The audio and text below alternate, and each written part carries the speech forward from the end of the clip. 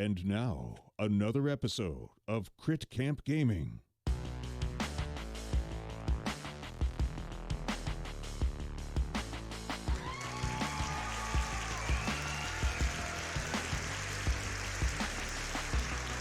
Hello, happy Monday, everybody. It is Monday, July 26, 2021, and we are back with Arkham Horror LCG in our second attempt run at this campaign, The Return to the Forgotten Age. So it is episode 4, and we are doing scenario 2 again, hopefully for the last time. This is the Doom of Eztli.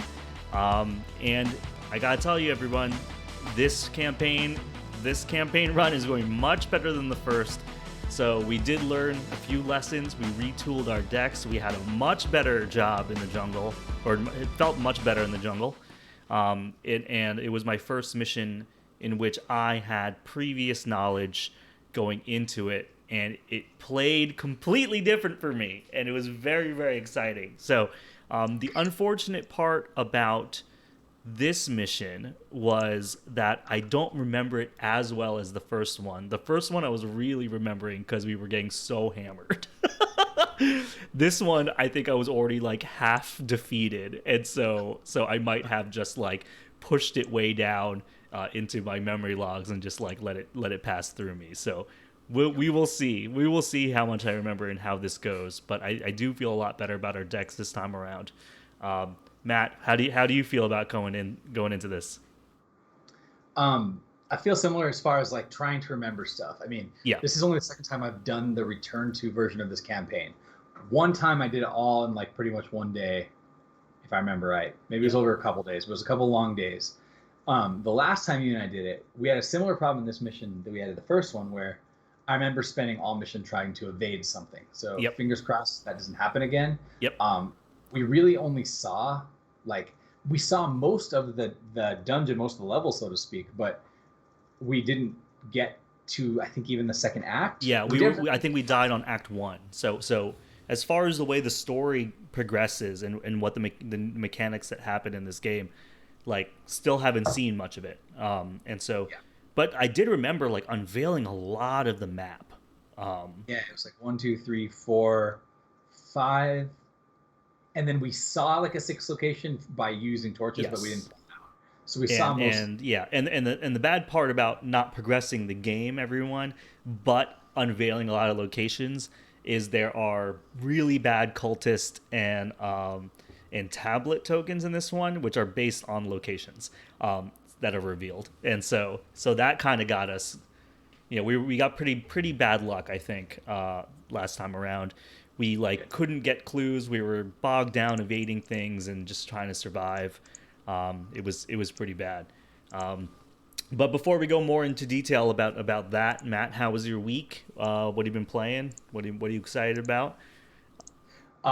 So my week's been pretty good. I'm finally feeling better. I had a bit of cough for a while, so that's mostly gone. Nice. Been kind of enjoying watching the Olympics a little. Every year that the Olympics has happened, I've always been like, I should watch those, and then the week will go by and I'll be like, oh yeah, I forgot to watch the Olympics. Well, I forgot to watch the Olympics at all this week as well. I did the same thing. I was like, I'm going to watch some events, and then I just forget that they're on. I've left the TV on in the other room on silent throughout, so that'll remind me. And so nice. That's actually a good idea. Yeah, it's worked for me anyway. So been doing that. That's kind of been throughout the week, and then otherwise, as I was mentioning to you off stream, we did like a giant Arkham playthrough yesterday. We hadn't been able to play for about like a month and a half because of other real life obligations. The three of us got together. We're doing our in-person Wonderland, and it was awesome. We played mission 5, 6, and 7. So we're going into the last mission next Sunday when we meet up, and it's going way different from when you and I played it. Like I was telling you before, if you're playing 3-player versus 2-player, if like one person has a bad turn, the other 2 people can kind of like compensate and give them time to either save themselves, get to a better position, or help save them. Whereas in 2-player, if one person has a bad turn, it can be hard to fix it. And if 2 people have a bad turn, it's almost like unrecoverable, depending. So I'll just say that they don't know how the last mission works mechanically yet, but let's just say that deck of Alice's is going to be very different than what you and I had. Oh, Like, interesting. Okay. The last thing I'll add though is the strength of Wonderland is 15 currently, as opposed to our like 5 or whatever it was. Yeah. We played pretty. I want to say we didn't know which way to go really, and I think we hedged our bets and sort of kept an even stat line on either side. It would be interesting to replay that and just go hard one or the other, which just sounds like what you guys did, which I'm like, I can't wait to hear about it. We were full good boys right now. We felt out Wonderland, so our deck is full of positive surge cards, which so we surge constantly, which I guess happens either way. Both cards are. Yeah, I think so. It's like surge into a good thing, then a bad thing, as opposed to just surge into bad thing. Yeah. So it's been nice, and some of those things have really been paying off a lot. But we'll see how the last mission goes with having 15 strength of Wonderland. I don't remember what the cap is. I feel like we're well over like what the cap was for the big thing, so we'll have to see. Yeah, I can't remember what the range was. But it should be a lot of fun, I think. Yeah. Wait, so you are playing Patrice in that run as well. But who are the other two investigators? So Dylan is Tommy Muldoon, just going like full combat, zero clue. Slimpy is actually going Trish, Trish is so much fun. Yeah, she is like Slimpy's just been able to just go gather clues without issue, like all mission. Like any enemy that does come up, he just evades it, and then Dylan goes and deals with it. Or I'll come up like the nice thing about Patrice is when the deck's fully online, it's like I can pretty much guaranteed pass like a test or two a turn. Yep, totally. And you're just dumping your hand for skill tests. Yeah. Yeah. So it's nice.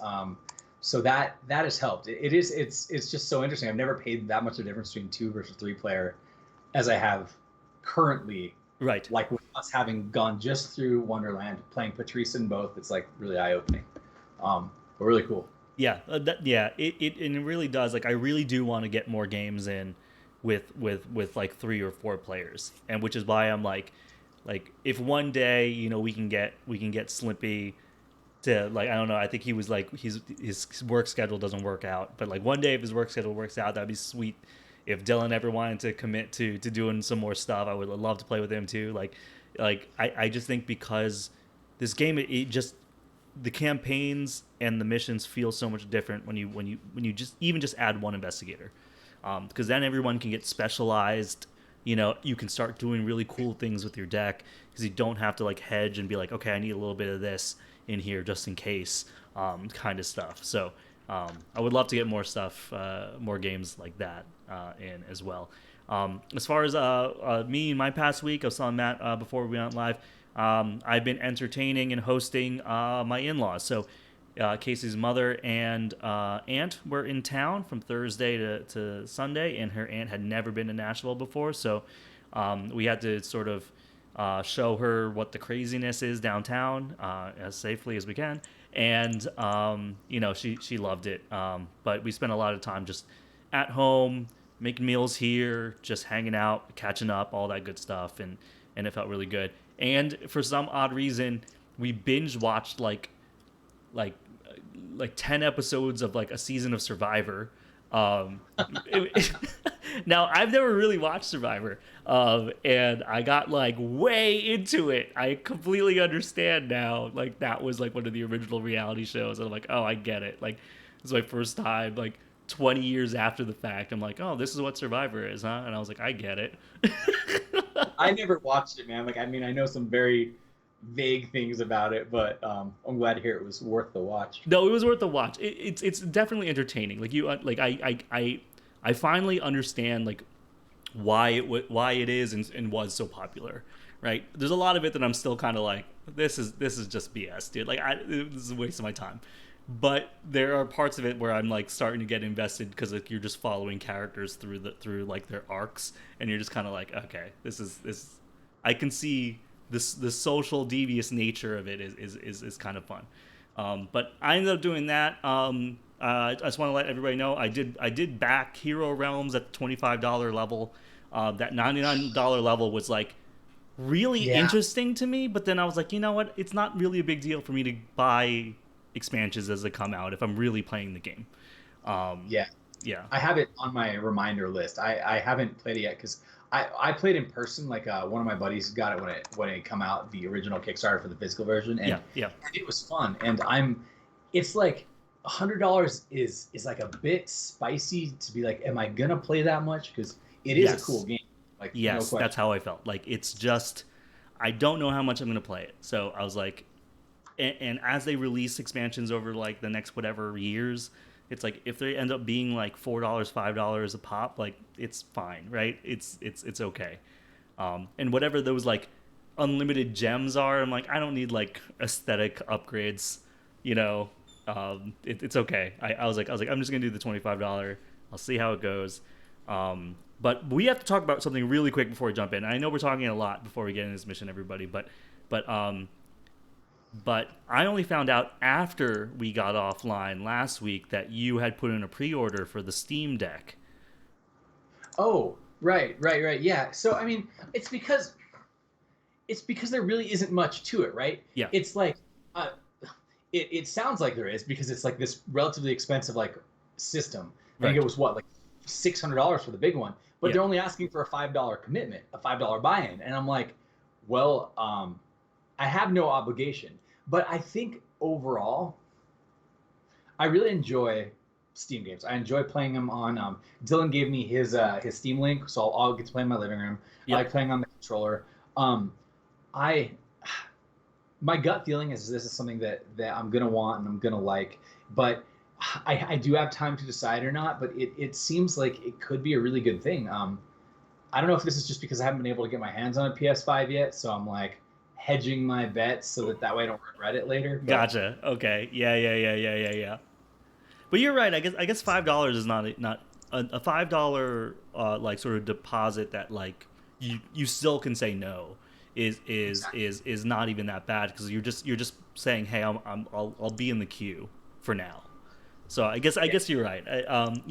I actually didn't do a lot of reading on it. I think people told us while Chris and I were in like live, like when that news like kind of broke, and then so people were trying to tell us about it in chat, and I never really looked into it afterwards. They were just kind of giving me price points and stuff like that, and I was like, what, $600? What? So, but Sure. but it is something that's really interesting because it's like when I think about games I play on my computer, they're like 80% of them or 90% of them these days are on Steam. I'm launching Steam and I'm playing them through Steam. Like, so it's like one of those things that's like, oh, well, if I'm going to get some sort of thing, it's like it does make sense that it's Steam related because that's like where all my time goes anyway. So, yeah. All right. So that was enough of that talk, everybody. Thanks for bearing with us right there. I think it's time to move on to the game screen over here, and then I'll put some tabletop audio in the background before I forget because I always do. And now let's talk about what happened last time. Again, scenario 1. Our boy Alejandro is a professor in Mexico City. He got a grant from Miskatonic University to do an exploration in southern Mexico in the rainforests to find an ancient Aztec civilization. And so we come along for the ride, and basically we jump into the jungle with some limited supplies that we have to choose. I have a map, binoculars, and medicine. Map has a blanket, a compass, and some chalk. Because he's a learned man, and we jump into the jungle, and the jungle didn't kill us right away. So that's the most important part. We defeated Ichtaka. We made it through the night. We ended up with I ended up with 8 XP at the end. Matt with 6, but he has double arcane research, which I'll blow up right here. Which means he takes a couple mental damage up front, but now he can. Basically gets 2 XP after every scenario for spells, specifically for upgrading spells. So essentially, we both had 8 XP to work with to jumpstart our decks into scenario 2, which is much better than the first attempt, in which Matt had 4 XP and I had 2 XP, in which I only used 1. Matt has been able to use all of his XP for upgrading his deck. I used 7 out of 8. Let's go down really quickly to go to Matt, and why don't you tell us about your upgrades? What I got here is The two most staple cards for Patrice. Cornered this card. I don't think I actually drew it when we played last time.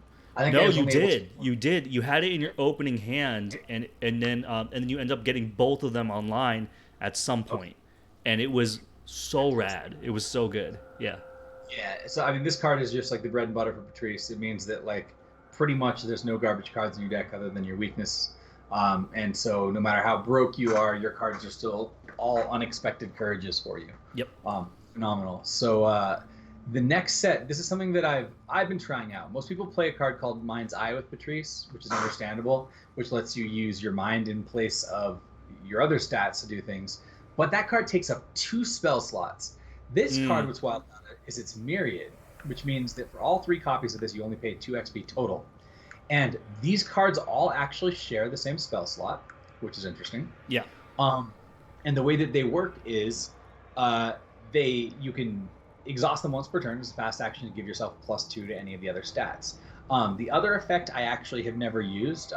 Maybe I've forgotten it without thinking about a reason for it, but generally the secondary effect of being able to use my my book instead of my mind, my foot instead of my mind, and my punch instead of my mind is just not what you want to be doing with Patrice anyway, because she has a base 4 and a base 4 of mind, base 2 of the other stats. So the main thing is what it does is between these cards and Empowered, it means like with one card, if I have like all of these out, I can get +4 to a stat each turn.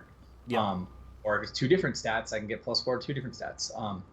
So yeah, this one's interesting.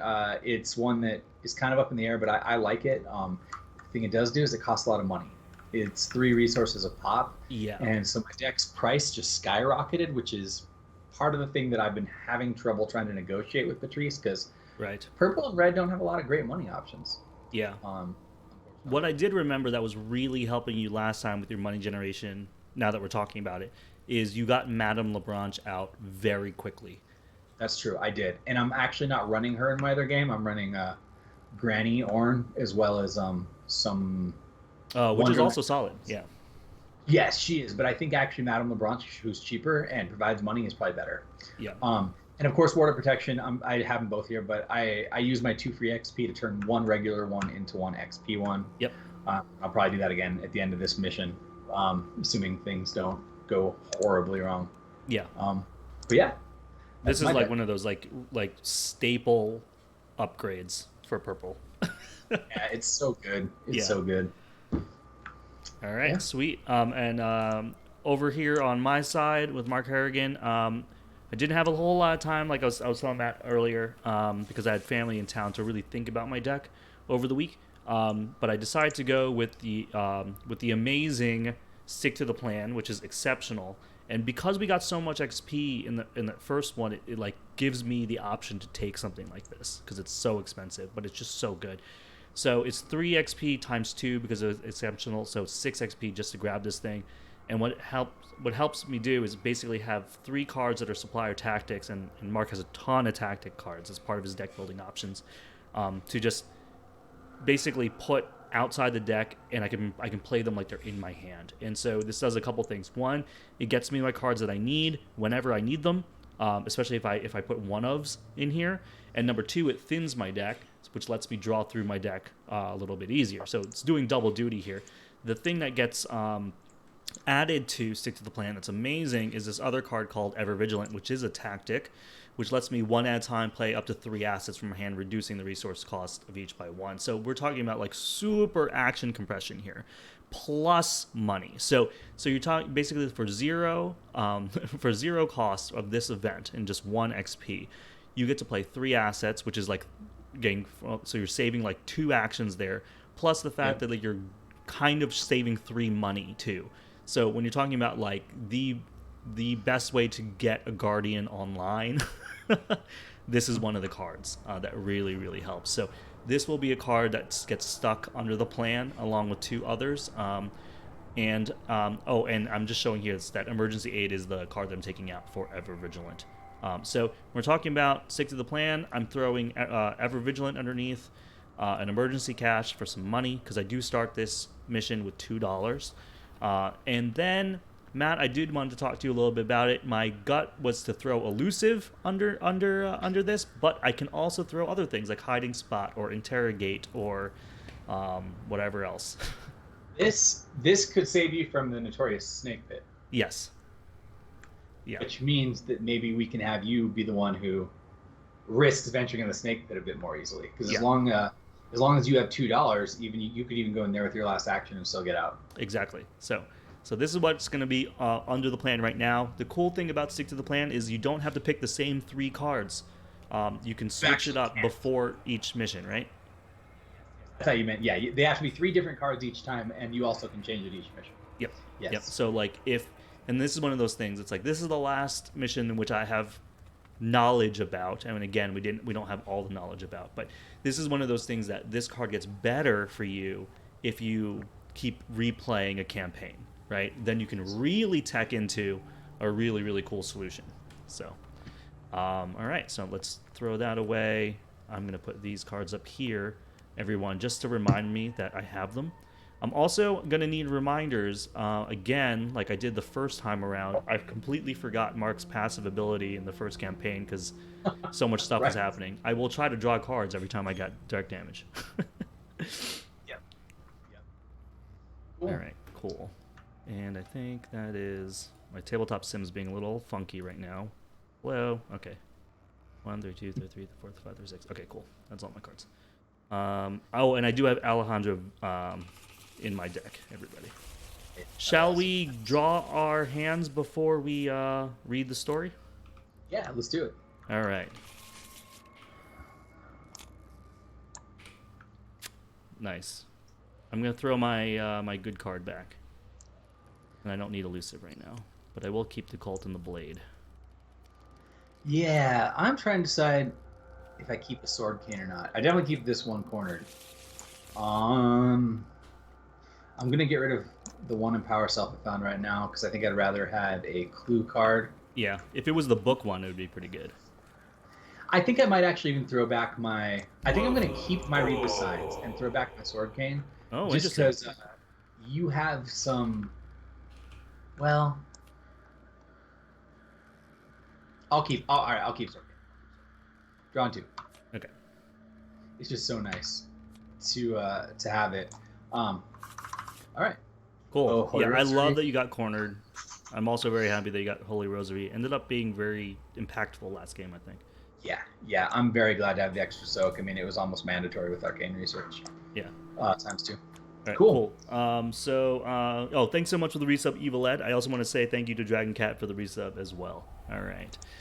Let's talk about the mission, huh? Scenario 2, the Doom of Eztli. Check the campaign log. If the investigators were forced to wait for additional supplies, read Intro 1. If the investigators cleared a path to Eztli ruins, skip to Intro 2. We did clear a path, right? Yep. We did. All right. So already, everybody, we're on a different storyline.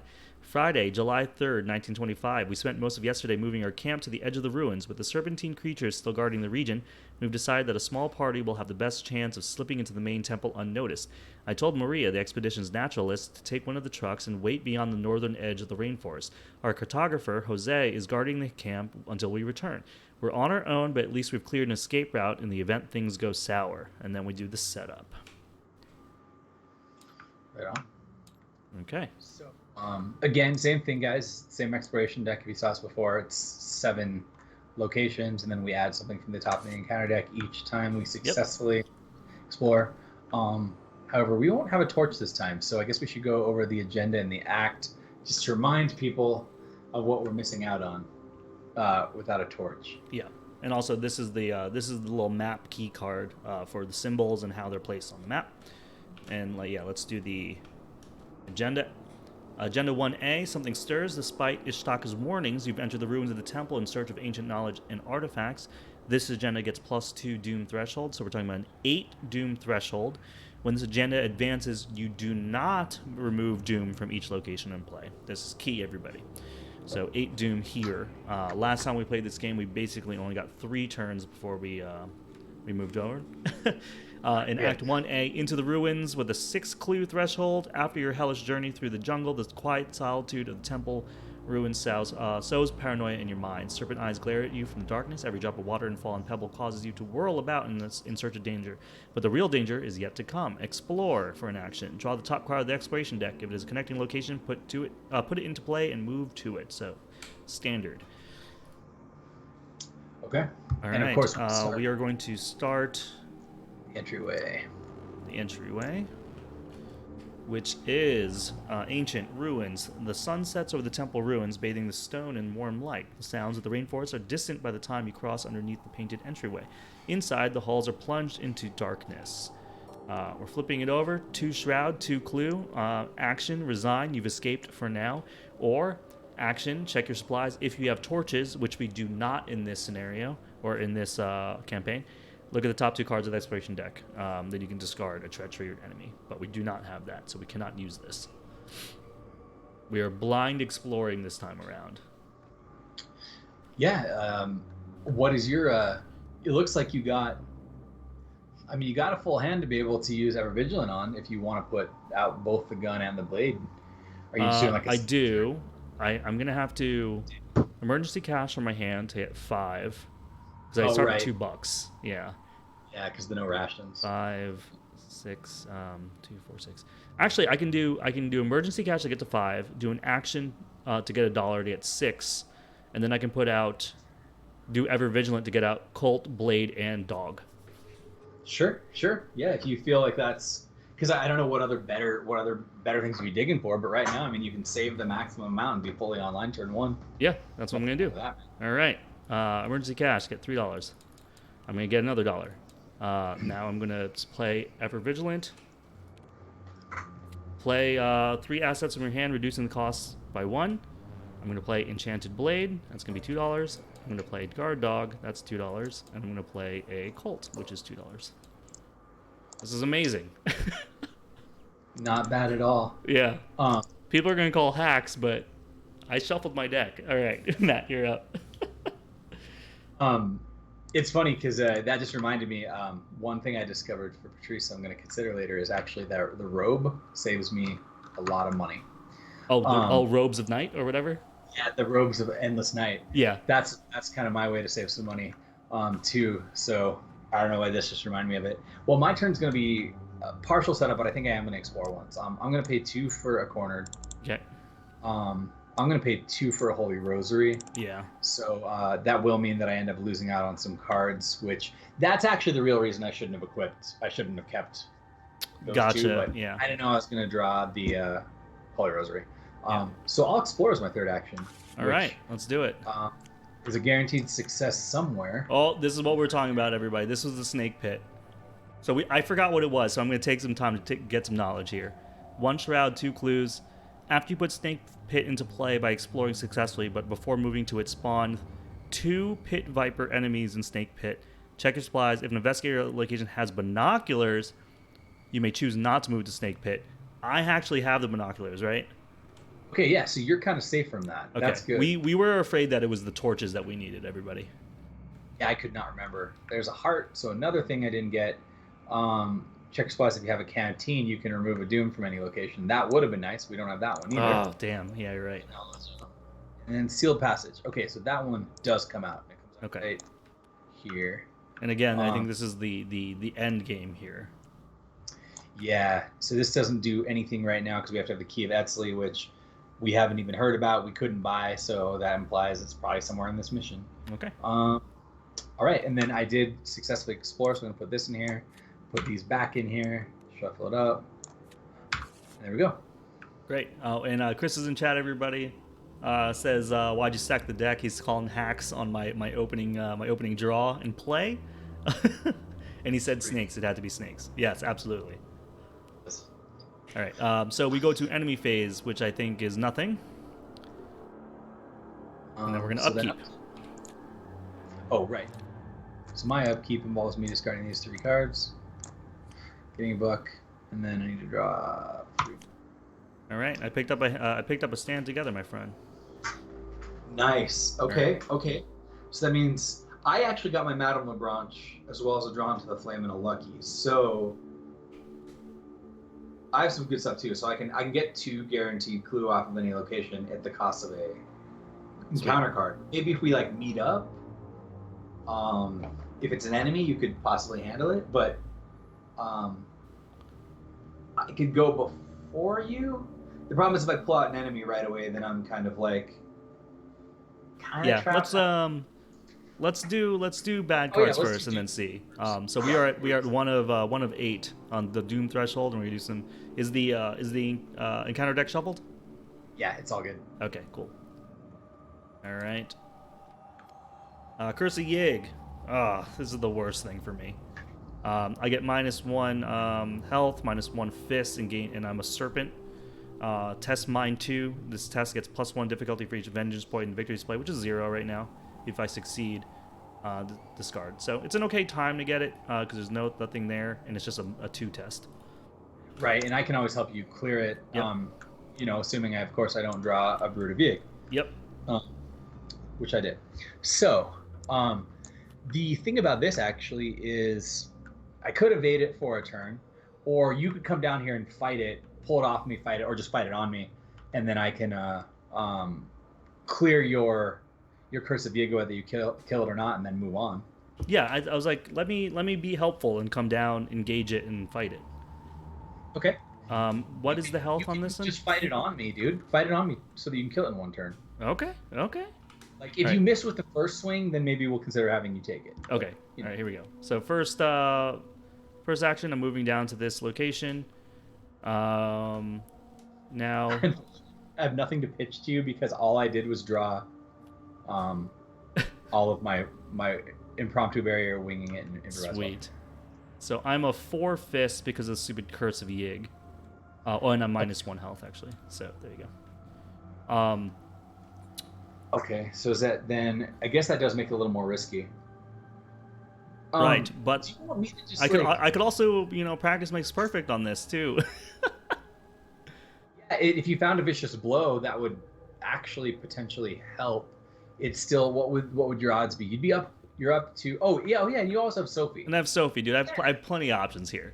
So, yeah, if you end up going and finding a vicious blow right now, practice makes perfect. That would be huge. Yeah, so I think maybe I will, because I'm -1 here, I'm actually gonna use the Enchanted Blade maybe, to get the 1 more fist pump. Do you think I need to do that? I think probably. Well, I mean, if you're gonna Sophie anyway, what you're 2 over right now. This will make you 3 over. I might not Sophie if I nail it with practice makes perfect. That's true. You can decide after. Yeah. All right. So I'm gonna use the Enchanted Blade here. Okay.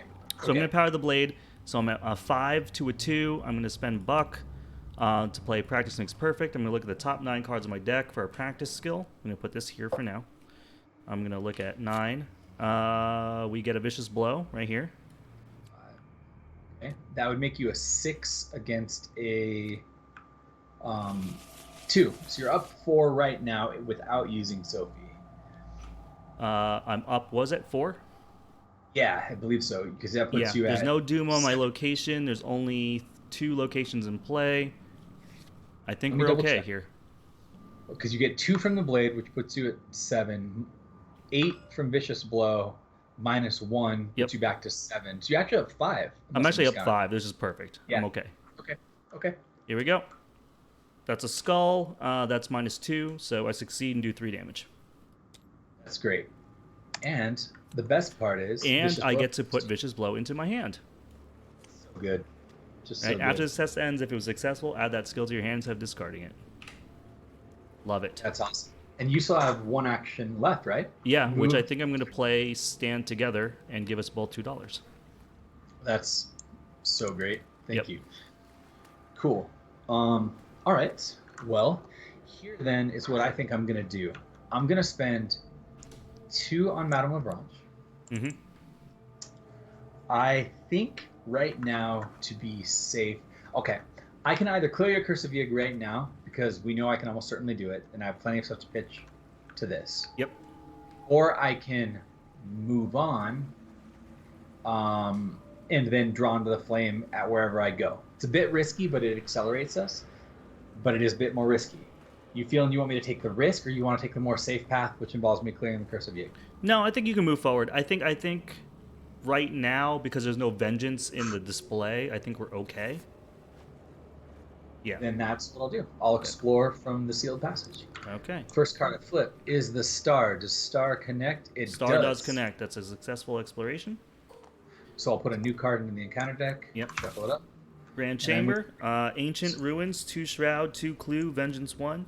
Action, check your supplies if you have the map. I do. And there are no clues on Grand Chamber for the remainder of the scenario and its resolution. Grand Chamber loses Vengeance 1 and gains Victory 1.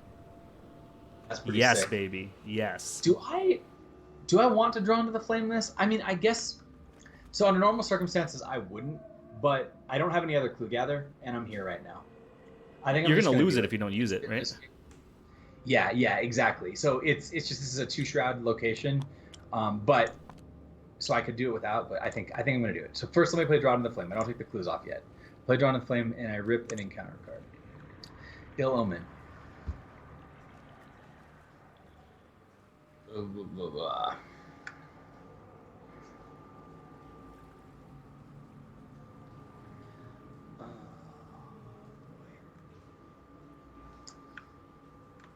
I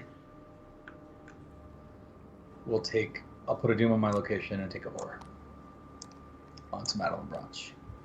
Okay.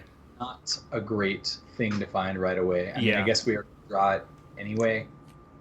We were going to draw it, yeah, on this thing, but Yeah. you scoop it's not 2 what you- Clue, it's okay. It's all right. Yeah. All right. Well, scoop 2 clue. You scoop Pop 2 out. Clue, and that's guaranteed experience. So, Yeah. There's that. So that's I have 1 action left then, right? yep. Also, Jag, Har, and Plan in chat saying, is that location connection chart part of Return to Forgotten Age, or is it just on this mod? My knowledge. Yeah. No. Yeah. It's just on the mod. I do have this physically, and I don't remember seeing that in the box. I actually have not played this physically. Both times I've played it, it's been on the mod because we just at the time, didn't have the option. But yeah. I think I'm probably just gonna get $1 here. Yeah, why not?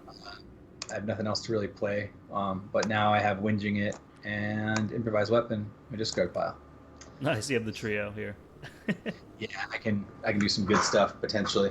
Okay, good to go. All right, so enemy phase, there's no enemies, so we'll just jump to Upkeep. Get a buck in the card, chip in a chair. We'll go up to 3 Doom of 8, again, because Matt just put 1 on this location, so that counts everybody. So we have 3 of 8, and we will do some bad cards. My bad card is Merging Timelines. It's a hex. Discard the top 5 cards of your deck. For each card in your hand that matches the one in the discarded cards by title, discard that card from your hand and lose an action. Shuffle each weakness discarded by this effect into your deck. Wow, this sucks. Well, it's a good thing I can't get a hollowed mirror. So yeah, you have a tiny hand and you can't get Hollow Mirror. This is actually one of the best times you could get this. So there's 1, there's 2, there's 3. Oh, there's 4. And there's 5. So you do lose both of your Prepared for the Worst. I mean, I'm sorry, Scene of the Crimes, which is yeah, kind of a bummer. But that now sucks we know, a lot. We'll just know, and your home front. Yep, the losing the home front is what really hurts. Yeah. Well, I mean, you know that at least one of your practice make perfects is already gone. Yep. So there's that. I guess we're trying to see the bright side here. Yeah. Okay, my bad card is a Rathia Test Mine 2. This plus and difficulty for each vengeance. Vigorous play. If you fail, put a set aside poison weakness into play.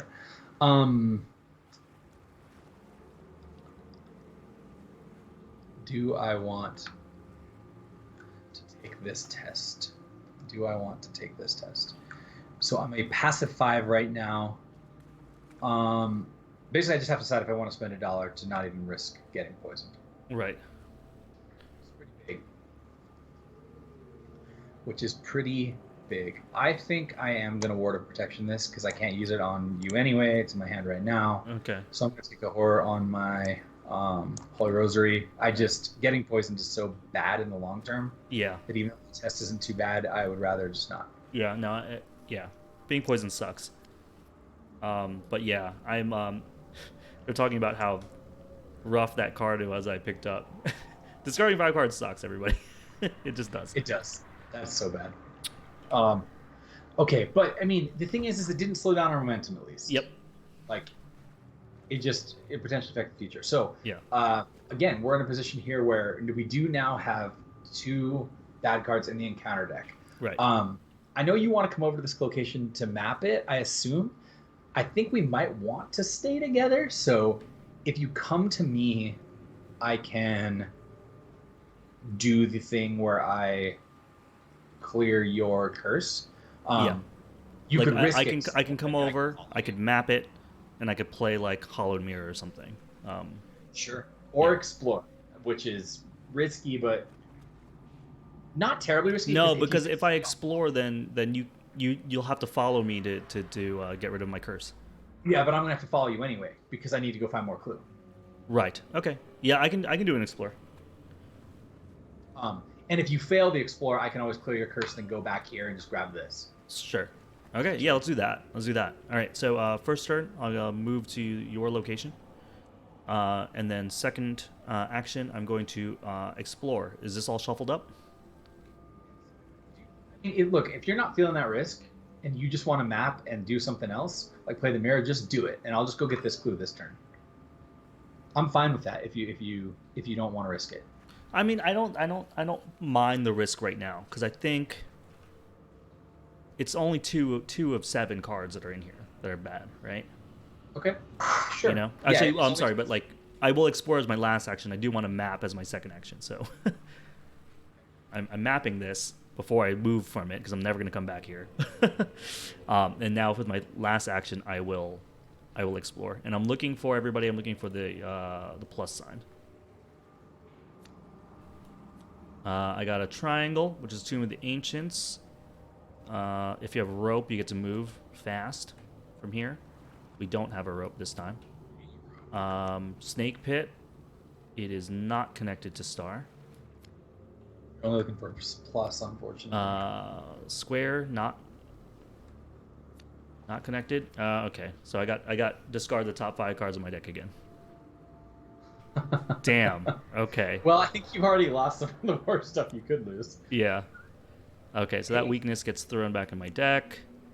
Emergency aid, shortcut, 1-2 punch, and practice makes perfect. Actually, that was not too bad, honestly. No, it's not that bad.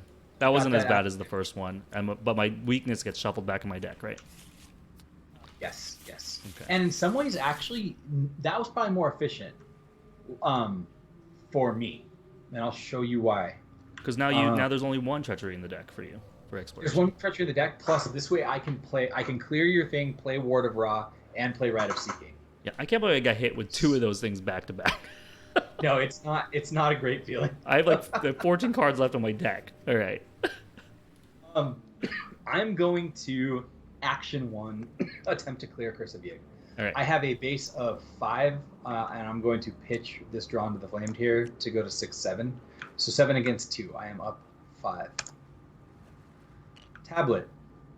Total amount of Doom locations to play. That is 1. So 1? we clear your Curse of Yig. Clear my curse. Thank you. I'm uncursed. I'm a regular man now. A regular man. Voice of Ra. So this card could be sick, could suck. We're about to find out. Oh my god. This is the right for it. So I gain a buff immediately. Gamble for money? Then I reveal 3 tokens, and hopefully I get bad tokens. Nope. Nope. Yes. Oh, yes? Yes? Yes. That is an additional 6. No, $4. Additional $4, dude. So you got $5 total off of this card. Okay, that was pretty sick. Dude, Voice of Ra is bananas, dude. Well, it's bananas when it works. Yeah. Otherwise, you're like, I just spent a card and an action for $1. So it definitely paid off there. But then I'll spend $4 of my $8 to play Rite of Seeking, so now I got my good Clue Gather online. Nice. And I'm done. You're done. Yep. No enemies. No enemies, so we're going to do some upkeep. All right. Got a 1-2 punch. Put a Doom. We're at 4 of 8. And we're going to do some bad cards, which I'm going to get your standard Brood of Yig. Bad right now. Your thing's cleared? Okay. Yeah. Rip. Curse of Yig, which it doesn't really matter to me. It doesn't matter for lose. you. Yeah, I'm sure. Oh, and I'm gonna gain back a health because I lost Curse of Yig. Yeah. Exactly right. Good call. All right. Yeah. So I don't know how you want to do this. I guess it depends on who wants to explore. So like, how do you? Well, I gotta take care of this boy Right. first before. Well, what I mean is, yeah. So do you want to have me go first? Because if you go first and you kill it, hit it twice and kill it, do you want to move or do you want to play mirror? No, I don't need to play mirror right now. So I could sort of kill it and then move. Okay. Sure, that works. Is this worth a vicious blow on this boy? So here's another alternate option. If I go first, hold on, let me check something here. Yep. That's not quite worded the way that I want to. I could potentially give you a busy turn. Let's just say, okay, look, I'm gonna ask to go first. Okay. And I'm going to apologize. Okay. All right. Matt's gonna do something special here, everybody. It's time for Matt to do something special. And hey, Volps in chat. What I first thing I'm going to do is I am going to play Uncage the Soul and Empower Self stamina. Sweet. Second thing I'm going to do, I am going to attempt to attack something in my mind. Okay, yep. I understand what's happening. Okay. I'm going to pitch an Unexpected Courage to my test, making me a 4. I'm going to exhaust Empower Self stamina for 6, and I'm going to Cornered to go 9. So I'm going to pitch Deny Existence. I'm a 9. My current test, but I'm an 8 because of Curse of Yig. Yeah. Wait, hold on. So your base of 2, Unexpected Courage makes you 4, Empower Self makes you 6, and Quartered makes you 8 minus 1, so you're 7. Wait, did I count next one there? I shouldn't have. I did, didn't I? Yeah. Okay, hold on. We're gonna do this first. I don't have to do this now, but I have the hand for it. Yeah. Here's what I'm gonna do. Second. Second action. Are we in the same location, by the way? Yeah, we are. I'm going. I don't know if you should do this. Yeah. Just here. What I'm gonna do is my second action is I'm gonna attempt to clear my Curse of Yig. Okay. All right. So unexhaust this. Yeah. Yeah, I'm gonna unexhaust that. So I will be a 5. I'll be a 5 against a 2. A 5 to a 2. Yep. 3. Depending upon how this goes, I might change what I'm doing. So I'm up 3 right now. Survey says you have cleared it. Okay. So now I'm gonna do the same thing again. I'm going to make an attack. I'm 2, 3, 4. Yep. 5, 6. 5, 6. Pitching this to corner. 7, 8. I'm 8. I'm making an 8 punch attack. I succeed. I discard Watcher from Another Dimension from my hand. Okay. Again, everybody, this is a Peril Hidden card. So secretly add this enemy to his hand. He couldn't tell us what he was doing, but he can fight or evade this enemy while it's in his hand in secret. In secret. So the good thing is, what sucks is that cost me most of my turn. The good thing, though, now is it's out of my deck, and I have a lot of time to be safe from it. Yeah. And if I draw a star right now, it'd be amazing. So go ahead now that we know you don't have to deal with that. I just want to go first in case I might have to have you help me with that. Okay, that's fine. My big question is, I only have 1 Vicious Blow left in my deck. Do I use it on this stupid thing or just punch it twice? I think I'm just gonna let me hit it with the Colt and see how I feel about it. Okay. I might just Colt it and then blade it or something. You could also Colt it and then just walk it with the dog. You could, dude, I can walk it with the dog and draw a card, dude. Okay. Yeah, I like that. Yeah, let's spend an ammo off the Colt. My 6-shooter over here. It doesn't give me a fist pump here, but I'm a 5 to a 2. You want Sophie or not? 5 to a 2. guess if you Sophie, you won't be able to get the card draw off the dog later. It's one. But or I the will other. get the card draw off Sophie though. Exactly. So you know what? Let me Sophie. Okay. So I'm a 7 to a 2, which lets me draw a card from my passive. Oh, great, awesome. For every 2 damage on you, you get 1 horror. So I'll take 1 horror now. No, you don't have 2 damage on you. You have only 1 damage on you, right? No, I've. Oh no, you're right. You do. Yeah, because I had physical trauma coming in. Yeah. That's right. Okay. At least that's out now. Yeah, at least it's out. Usually whiffs. So taking 1 horror is okay.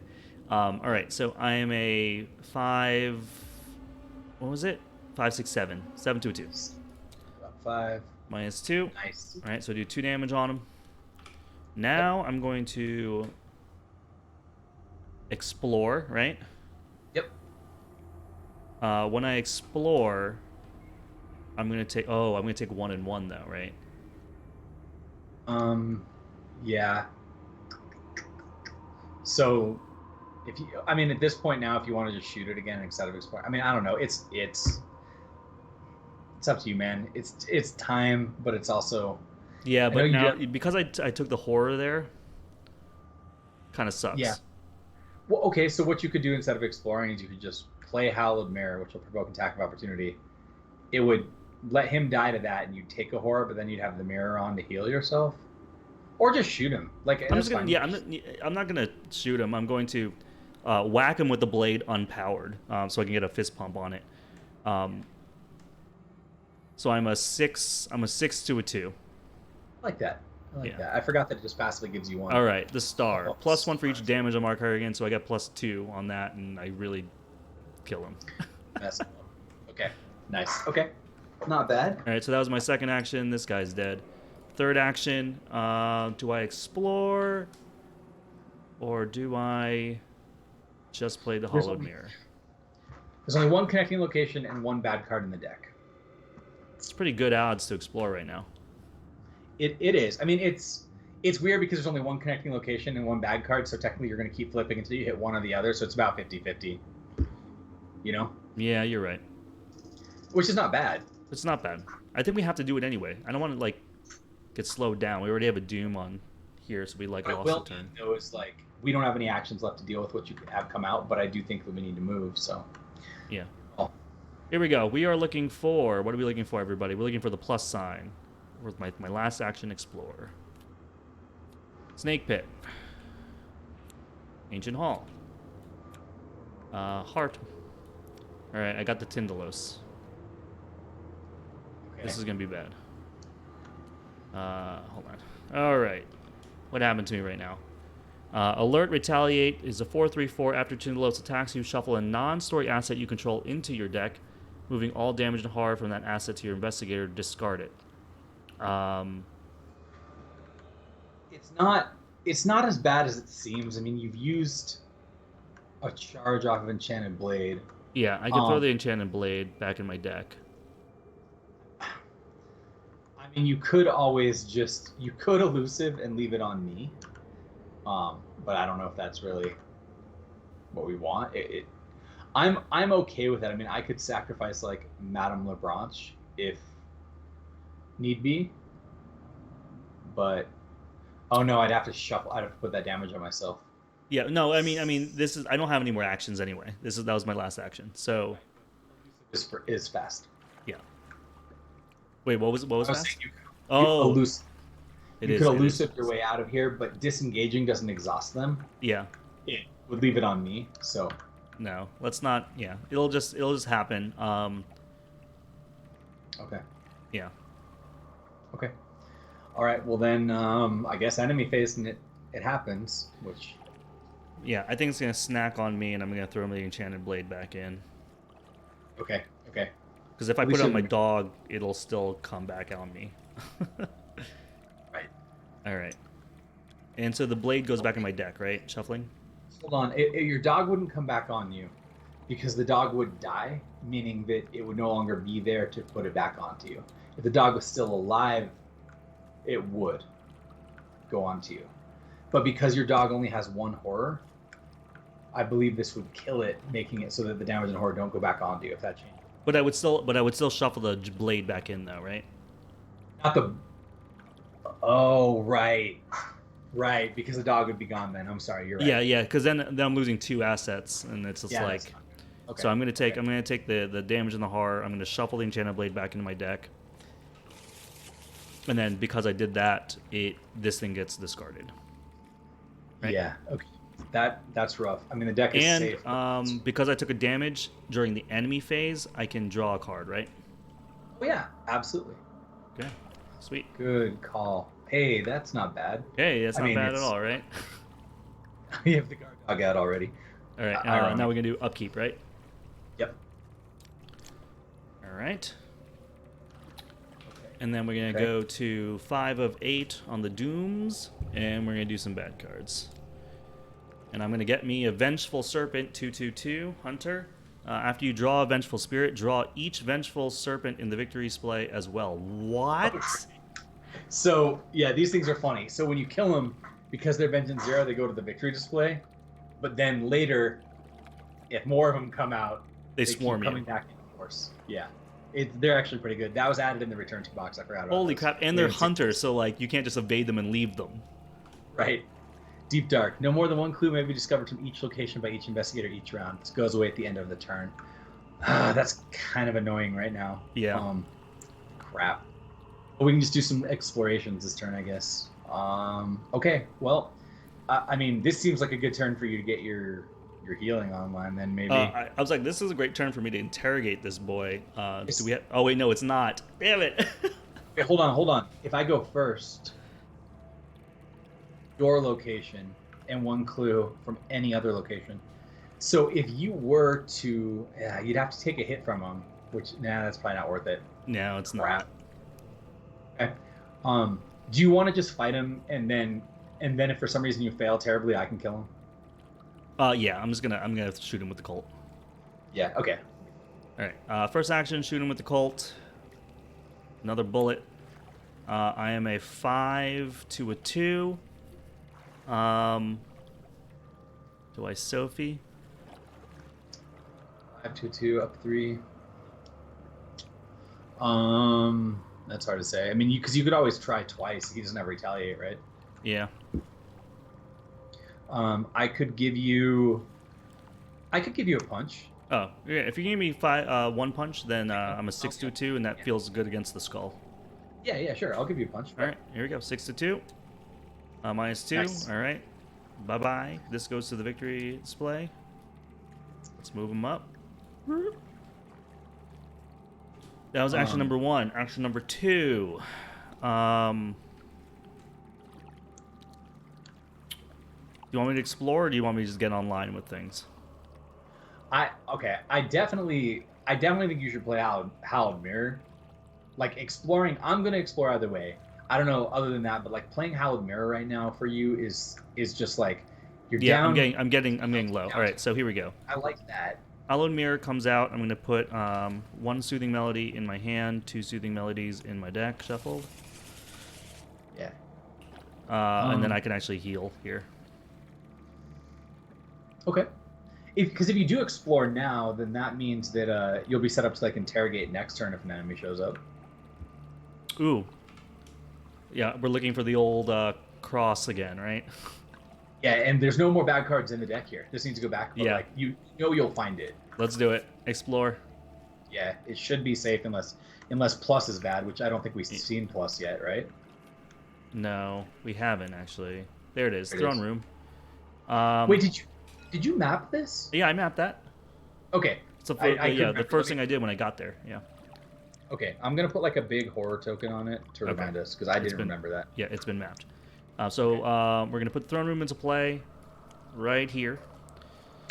We'll shuffle this and add a bad card to the Explorer deck. So there's 1 bad card in the Explorer deck, everybody.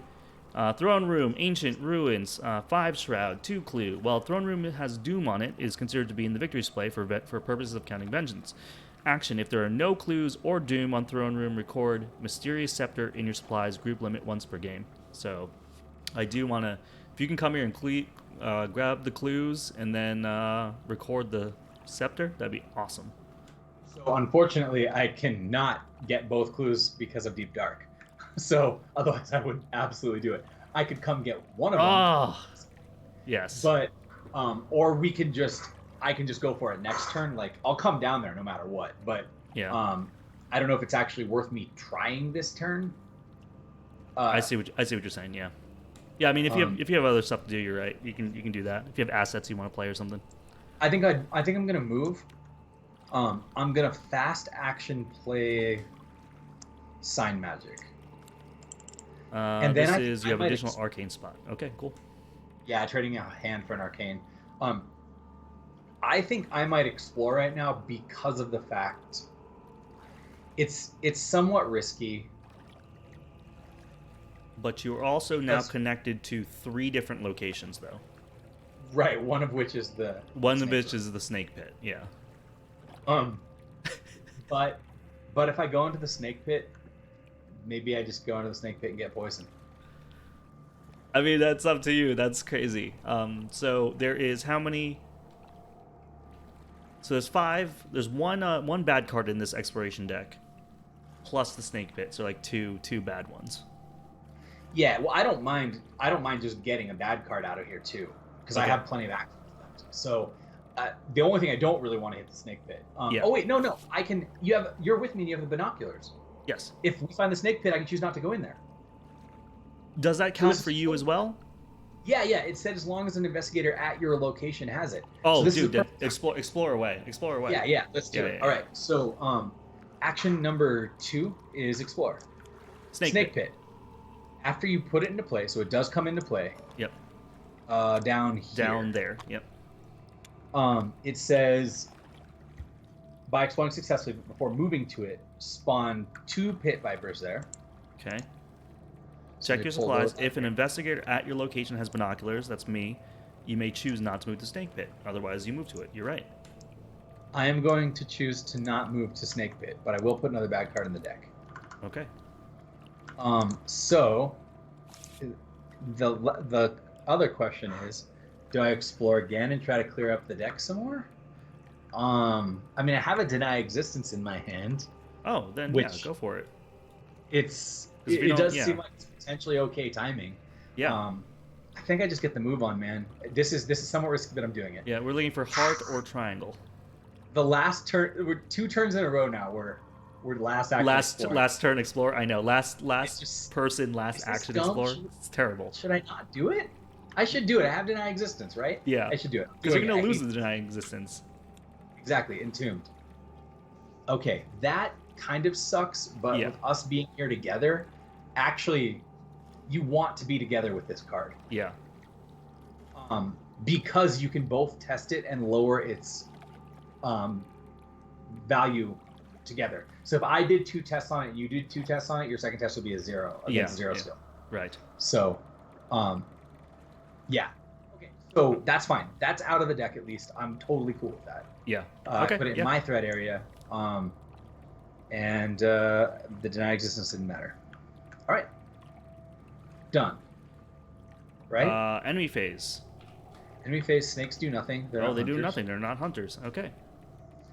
And upkeep. The upkeep. Oh, I need to discard my 3 cards, of course. We are at 6 of 8. Getting close. Okay. There's my other 2 empower selves. Read the signs. My other cornered. Wow, that's an interesting hand. I wish I had one more dollar. Okay. Or bad cards. Right. Let's bad card. Doom and bad cards. Yeah, we did Doom. All right. Peril. Surge. Wait. If we did the Doom, that puts us at 6. It is. It's an 8 threshold. Oh right. I'm sorry. Yep. Go ahead. All right. I have to make the decision on my own, everybody. Peril Surge. I'm either going to place a Doom on my location, discard it, or place it in the victory display, and then put the Vengeance in there. I'm going to put the Vengeance up there. Wait, let me look at this Pit Vipers again. There's nothing on the field that... What's yours? I think it was okay to do this. I'm going to put it in this way. Okay.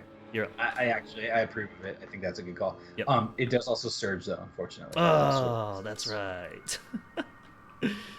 I got another surge. Each investigator who is poisoned takes damage. Neither of us are poisoned. So that was a whiff. Discard the top 5 cards of my deck, and now I got a big ass hand. No. Yeah. Well, actually, a bunch of those cards can't be in there, but Soothing Melody could. Yeah. Soothing So we got Melody Enchanted Blade, not in there. Enchanted Blade, I lost both of them. Prepared for the worst, don't need it. Vicious Blow, I lost Vicious Blow. And Second Wind. So what happens when I lose Vicious Blow? I lose an action as well. Okay, that was not nearly as bad as it could have been. So I got hit with 3 of these things. I lost half my deck. And more than half my deck. I minded getting hit by one of those at all. That's too bad. Yeah. Okay. Vengeful Serpent. Okay. All right.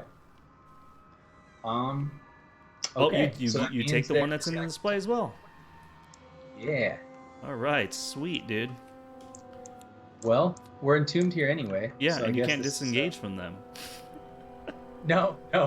They have to be either killed or, I mean, that's it. Or we break entombed. Yeah. Which would have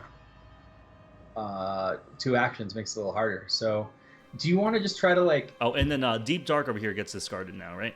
Yes. All right, that's a big one. Which does mean you could interrogate and grab like a clue from Snake Pit and a clue from Throne Room. Dude, that's actually pretty sweet. It would leave an enemy on me potentially. And I don't have combat in my hand, but I do have like Cornered and Empower Self, so I could. I'm only hitting for 1 damage. Oh no! No. I can interrogate and then shoot each of them with the Colt. No, because you only have 2 actions. However, I can you're kill right. one with improvised weapon. I can kill one with improvised weapon. Okay. So if you interrogate and then Colt 1. Yeah. I think that's the play. Wait, hold on. Is that good? I pick up clues in increments of 2. Yeah, but this is like a way for us to get a clue off a Snake Pit we'll never go to. Okay. You know? Yeah, let's do it. I like it. How many clues do we have now? We only have 2 clues, you know? Wait, is that right? We only have 2 clues? Yeah, just from here. This place, Steel Passage doesn't start with any, and we left 2 on the entryway. Oh, wow. Okay. Yeah, so I'm going to interrogate. $2. I'm going to interrogate this snake. I'll say, hey, man. Are you a snake, man? What's going on?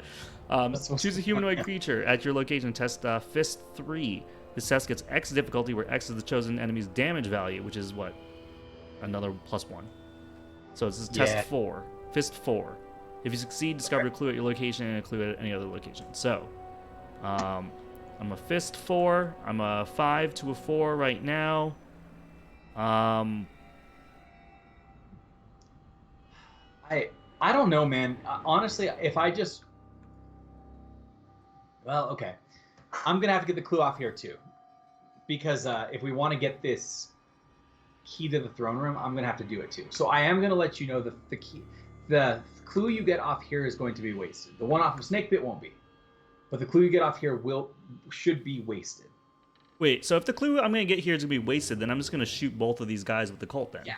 I think just wait until there's an interrogate when I'm like not with you, or if there's like an odd number, just because I'm already here. Yeah, no, okay. Let me just do what I'm really made for here. Is shooting things. All right, okay. I'm gonna shoot one guy with a Colt. I am a 5 to a 2. I don't have the only fist pump I have is my other Cornered, which I'd really like to play, if possible. I only have 1 charge of Sophie to use. I might just take this shot at a 5 to a 2. Because I don't want to lose 1-2 punch. Why don't you like Soothing Melody yourself once, and then shoot one and let me handle the other? That's fine by me. Okay. I can improvise weapon the other one. Boom. I'm going to Soothing Metal. I'm going to get $2. Right. Then with my second action, I'm going to throw away a bullet to shoot this guy, and I'm going to Sophie once. Don't forget that lets you draw a card. Oh, it lets me draw a card. Okay. And now I'm a 5 to a 2. I'm going to Sophie and draw a card. Nice. And I'm a 7 to a 2. Cool. And that is a -4, which still succeeds, and I kill one of these things. It's actually only a -2, but yeah, you got it. I think there's a Doom on our location, right? No, there No. isn't. You're right. Yep. All right, so that was my turn. I soothing melodied and I shot a thing. Okay, I will then now go do that. So let me see if I have a way to pump this that works best for me. That'd be two. Okay, so I'm just trying to figure out what I want to pitch to hurt this. I'm going to pay 1 resource to play improvised weapon from my discard pile. It gives the enemy in question -1 fight, which means I'm using my base of 2 fists. Mm-hmm. I'll give myself another 2 fists, so go to 4, and then I will pitch a Empower Self with the book Empower Self Acuity to give myself another 2. So it is a he's a 1. I'm a 2, 4, 6. Yep, 6, you're up 5. Up 5.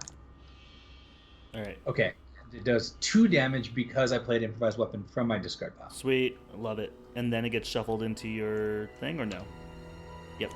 Sweet. So that was action 1. I'm going to put this just here. I don't know how likely it's going to be for me to clear Entombed this turn. So I think I'm going to play Cornered right now. Okay. And then last action, I'm going to attempt to try to get these clues. So I'm going to spend 1 charge off Rite of Seeking. My base mind is a 5. Yep. I'm going to pitch this and this to both of my corners. So here I'm gonna move my arcane researches here. So you are a 9 to a 5. 9 to a 5. Here we go. Survey says, what's that? Total amount of duplications in play is 1. 2. So I succeed. Total amount of Doom in play. Yeah. Awesome. Locations in play specifically. It's only 1. Yep, it's just 1. Sweet. So I do succeed. Technically, I will lose my turn, but I was out of actions anyway. And the most important thing is we get these 2 clue, and we get the Mysterious Scepter. Is that what it said? No, you have to spend an action to do Mysterious Scepter. Shoot. I know. Okay, So if a clue or a Doom gets on this thing, we can't. We really need to not draw the Elder thing right now. I know. Oh God, I totally didn't think about that. Yeah. Okay. Well. All right. I guess it. maybe I shouldn't have put that other cornered, but I did it. Let's go. Okay. Enemy phase, nothing. Upkeep. Upkeep. Oh, I got a Silver Twilight Acolyte. He's back. And after he attacks, I place a Doom on the current agenda. That's sweet. That is sweet. All right, and let's see. And we are now at 7 of 8 on the Dooms. 7 of 8. Okay. Well, let's bad card and see what Bad things cards. Test foot 2. This test gets +1 difficulty for each Doom on your location, which is 0. So I'm doing a foot 2 test. Okay. I can give you. I have a big choice to make. No, I don't. I mean, I could give you toss hiding spot for myself. I'm definitely giving you 1 foot. Okay. So I'm a 4 to a 2, and I'm going to toss hiding spot to make myself a 6 to a 2. All right, let's do it. 6 to 2. That is amount of Doom on locations in play. That's -1. Okay, nice. So I succeed. Dodged. Here's mine. Don't give us Doom. Don't give us Doom. Creeping Poison. Nothing happens to neither of us are poisoned, but it does surge. Yep. I will put this in the victory display because otherwise we won't get the thing. Okay, and that surges.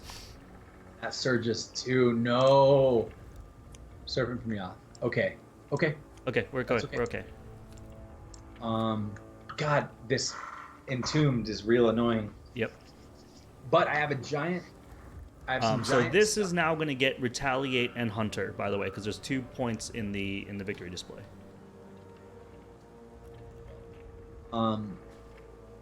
Combat-wise, I didn't draw any combat this turn. I have 1 big pump card how do we I could want 1-2 punch this on you. to be good? Yeah. Because I could do 1, 2, 3. 3 damage with that if I succeed. And then I could cult him. So what I'm trying to figure out is, okay, if we need to, man, Oh, should I have this stupid thing too. Right. That's what I'm trying to decide is like, if I can pitch last chance one of our tests, but I would need to like empty my hand first. Yeah. If I evade this dude with 2 cards and I succeed, what that will let me do is then I'll only have 2 cards left in my hand. I can play my violin, and then I can last chance to give you a giant pump to one of your tests. And you can also get the scepter. And I can get the scepter. So we want to go with that? Yeah, I think that's great. I think we need to get the scepter before it's too late. Okay. So then let me go first. Okay. I will take an evasion test against the Serpent from Yoth, pitching these 2 cards. Sorry. To his these corners, everybody's. For +4 Yep. to my... So I'll be a 6 against a 3. 6 to a 3. Do I just pitch my violin here? Do you want me to pitch a shortcut to you to give you another foot? It's either that or I pitch my violin for another 2 feet. Your violin is more important than the shortcut, I think. Yeah, overall for the rest of the game. Okay. What if I do this? What if I just stay with this? If I fail, I can just last chance myself to evade it. You can solve this guy this turn, and then next turn you fight that. Yeah, okay. That's fine. Yep. All right. So I'm a 6 to a 3. I am up 3. Okay. Yes. Oh, dude, perfect. That's great. All right. So he goes here. Yep. Then my second action will be to play violin. Yep. My third action will be to get the scepter. Yep. So I'm gonna grab it from this stack of supplies here and then put it in our thing. Yeah. Stack of supplies, mysterious scepter. Oh, so we don't even know what it does. It's just a mysterious scepter. Awesome. We don't know if it actually impacts this mission or some other mission. I truly don't remember. Okay. Mysterious scepter. So then that is all of my actions. Yeah, and I have one big pump for you, which can either be used to try to clear this entombed. Wait a minute. I can't disengage from enemies or move. However, this guy's still on me, but he's exhausted. Yeah. Yeah. Okay. Okay. All right, I'm gonna go. I need to shoot this Twilight Acolyte. So, I'm gonna check up attacks of opportunity while you do this because this might complicate it. Is anyone who's watching know if you have an enemy on you who's exhausted, if that provokes attacks of opportunity? Let me look. I don't, because that might change everything. Okay, yeah, because I don't want to fight this guy if I actually need to fight your guy. We're good. He is still on me, but he has to be ready. But like so he will ready but not attack you. Right. Okay. So he'll just ready. Okay. Yeah. Okay. Right. So we're good. We're still good then. All right. So Twilight Acolyte, I'm gonna shoot you in the face. I am a 5 to a 2. Do I care about doing something to you? I might just take this 5 to a 2 test in the beginning and see how I feel.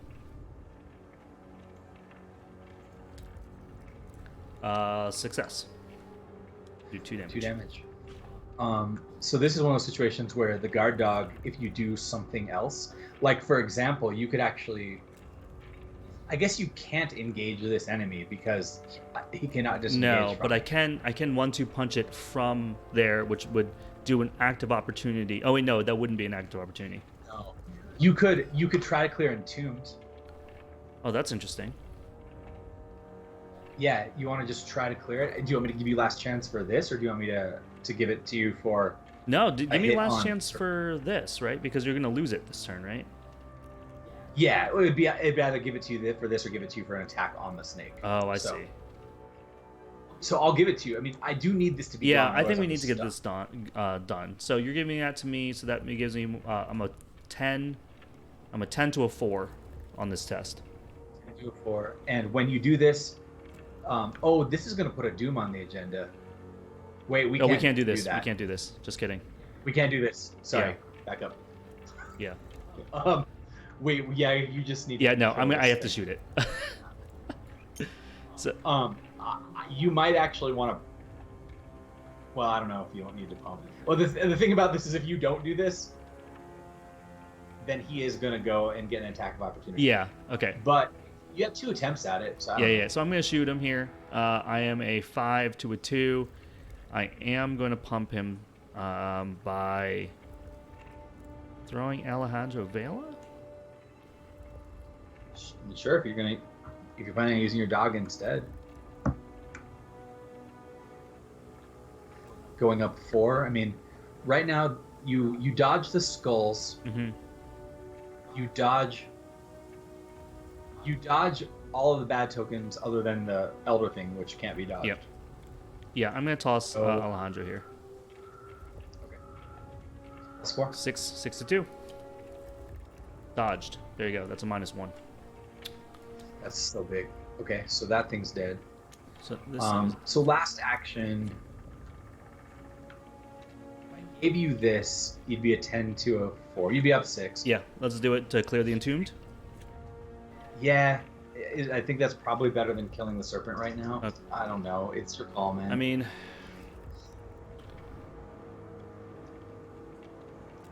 I'm fine either way. I mean, I can sit here for another turn. The thing is like I'd probably give you this for the first attack. right. And then I would like Sophie myself for the second attack or something. Because the thing is like this thing will not get off me without Entombed. So either you need to fight it on me, or we need to clear Entombed. So I'm gonna go with whatever your heart's telling you. They're both. It's just rough because the last chance guarantees damage, you know? It's like...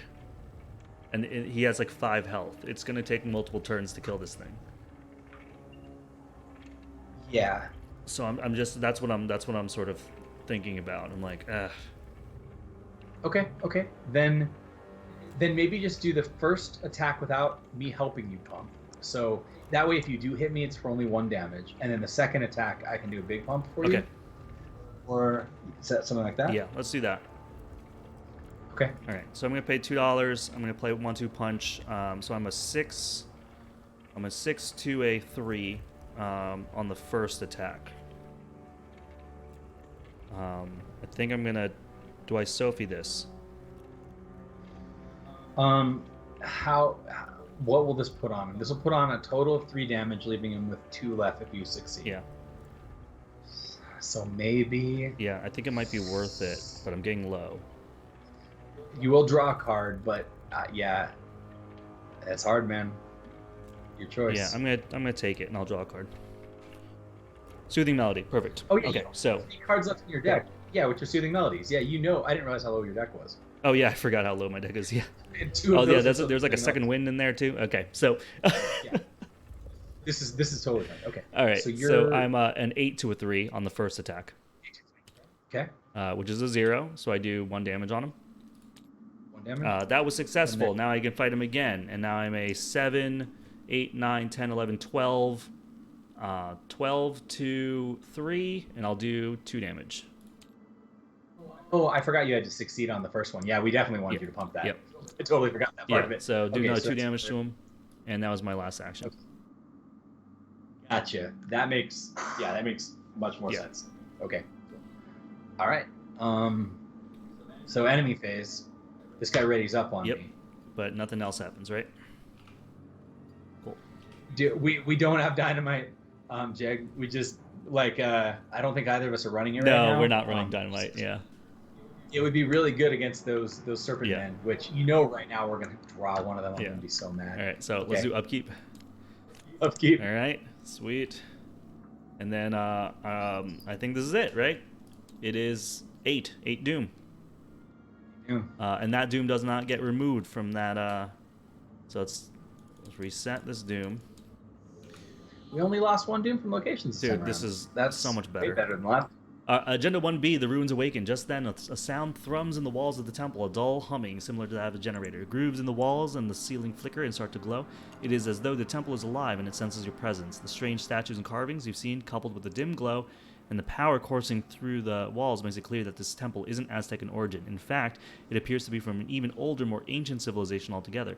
You feel as though you are an intruder in a world you cannot begin to understand. Confirming your worst fears, a loud hiss and rattling echoes throughout the temple.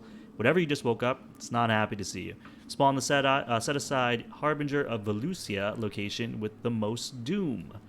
And we will read Agenda 2A with a 14 doom threshold. The Temple Warden. The serpent creature emerges from the shadows with terrifying speed. It is bedecked in gilded feathers and wields a golden spear, the blade tip unravaged by time. The rattle at the end of the creature's tail produces a tremendous noise as the creature hunts you throughout the ruins. So let's talk about this.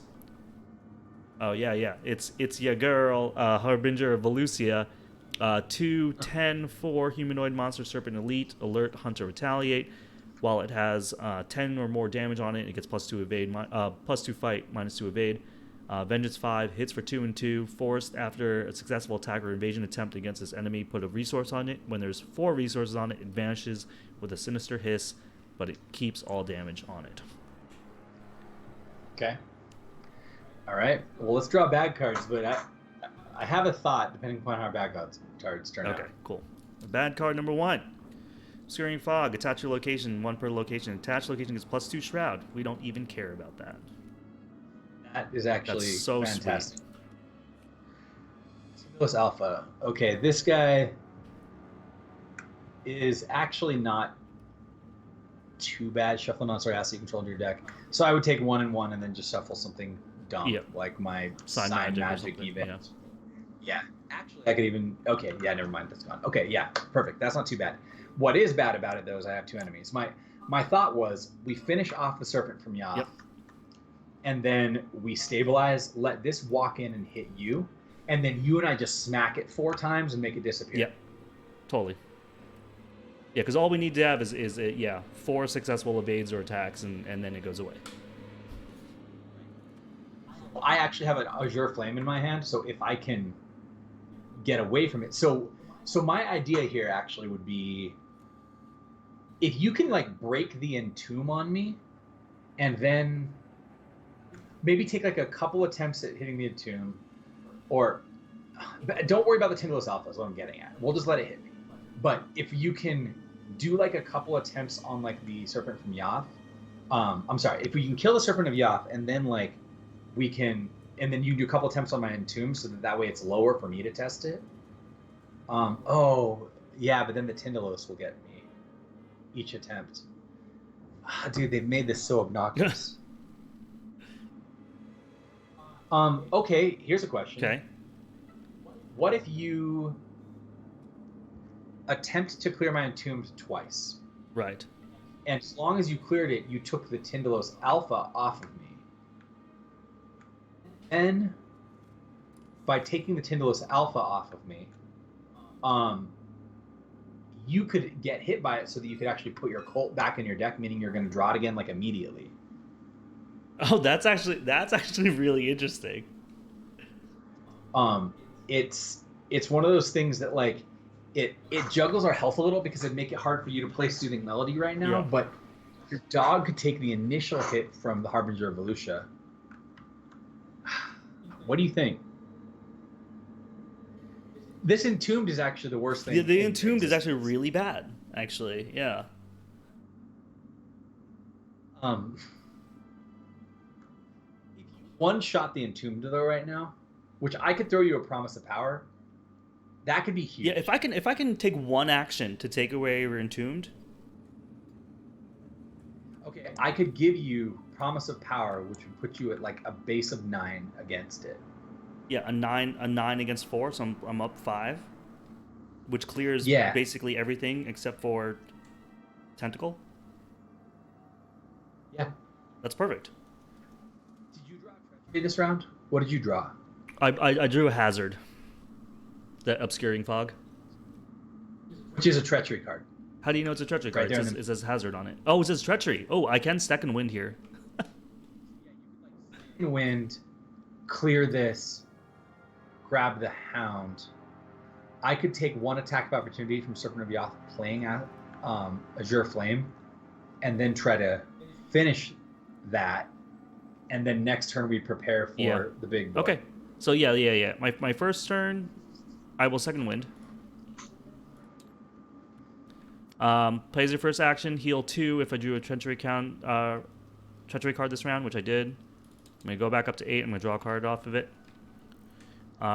Second action, I'm going to do Entombed. You're gonna give me a Promise of Power. I'm gonna be a 9 to a 4. Adding Cursed Bag. Okay, good. 9 to a 4. -1, cleared Entombed. That's so big. And last action, take Tyndalos, right? Or now that I'm not entombed anymore, if you just kill the Serpent of Yoth, I could evade the Hound. Boom! I'm gonna kill this thing. I'm gonna shoot him with the But Colt. if you want to get your Colt back in the deck, take the Tyndalos Alpha. It's up to you if you want to get the Colt back in your deck or not. I'm about to shuffle my discard pile into my. Right. That's why this is the way that you can guarantee getting like the Colt, like right now. Oh right. That's kind of important. Yeah, because you're out. This of is kind of. so I am gonna take the Tyndalos Alpha. This is kind of really important for me. Okay. Yeah. You're engaging him, so then we will just assume that'll hit you at the end of the turn. And you can still take like 1 on Guard Dog if you want. Yeah. Like. Because you don't have to shuffle it. Yeah. Okay, so then I go, right? Yep. I'm going to play Uncage the Soul to play Azure Flame, which provokes an attack of opportunity on me. So I'm going to take 1 physical on Madame Lebranche and 2 mental, 1 on myself, 1 on Madame Lebranche. Wait, Azure Flame is not a spell event. It's a asset, isn't it? Uncage the Soul lets you play a spell or a ritual card from your hand. Oh, okay. No, sorry, you were putting it up here. It needs to go somewhere. I'm putting it up here just for right now Got to show people Got what I'm doing. Yeah, I got confused. Yeah.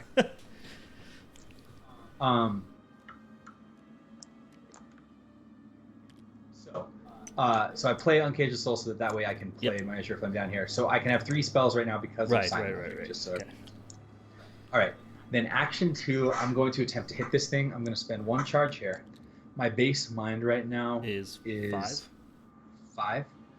I'm going to pitch Voice of Ra to go to 6/7. So 7 to a 3. Up 4. I'd really like to play another Madame Lebranche. Do I go greedy? 7 to 4 really takes care of all the tokens except for the tentacle, right? I don't know. Are there -5s or 6s in here? There is 1 -4. Really? The hard bag only has 4s on it? Is that right? That's the. We might have to look into this, because I feel like our bag is off, but maybe not. Maybe our bag does only have 4. I don't know. We're gonna have to check. I feel I can check right this second. Yeah. Big ass asterisks on these past couple missions then. Well, I think that might not have been the last couple of missions. I think it might have just been this mission. This is I don't know what this bag is. Is this the bag that they spawned for just this mission? No, that's the bag that's the bag we played with last mission. It does have a -4, but also has a -6. Is there not a -6 in there? There is not a -6 in this bag. But there's an extra tablet in this bag. Well, the extra tablet's supposed to be in this bag. Yeah. Because we added that. Right. So somehow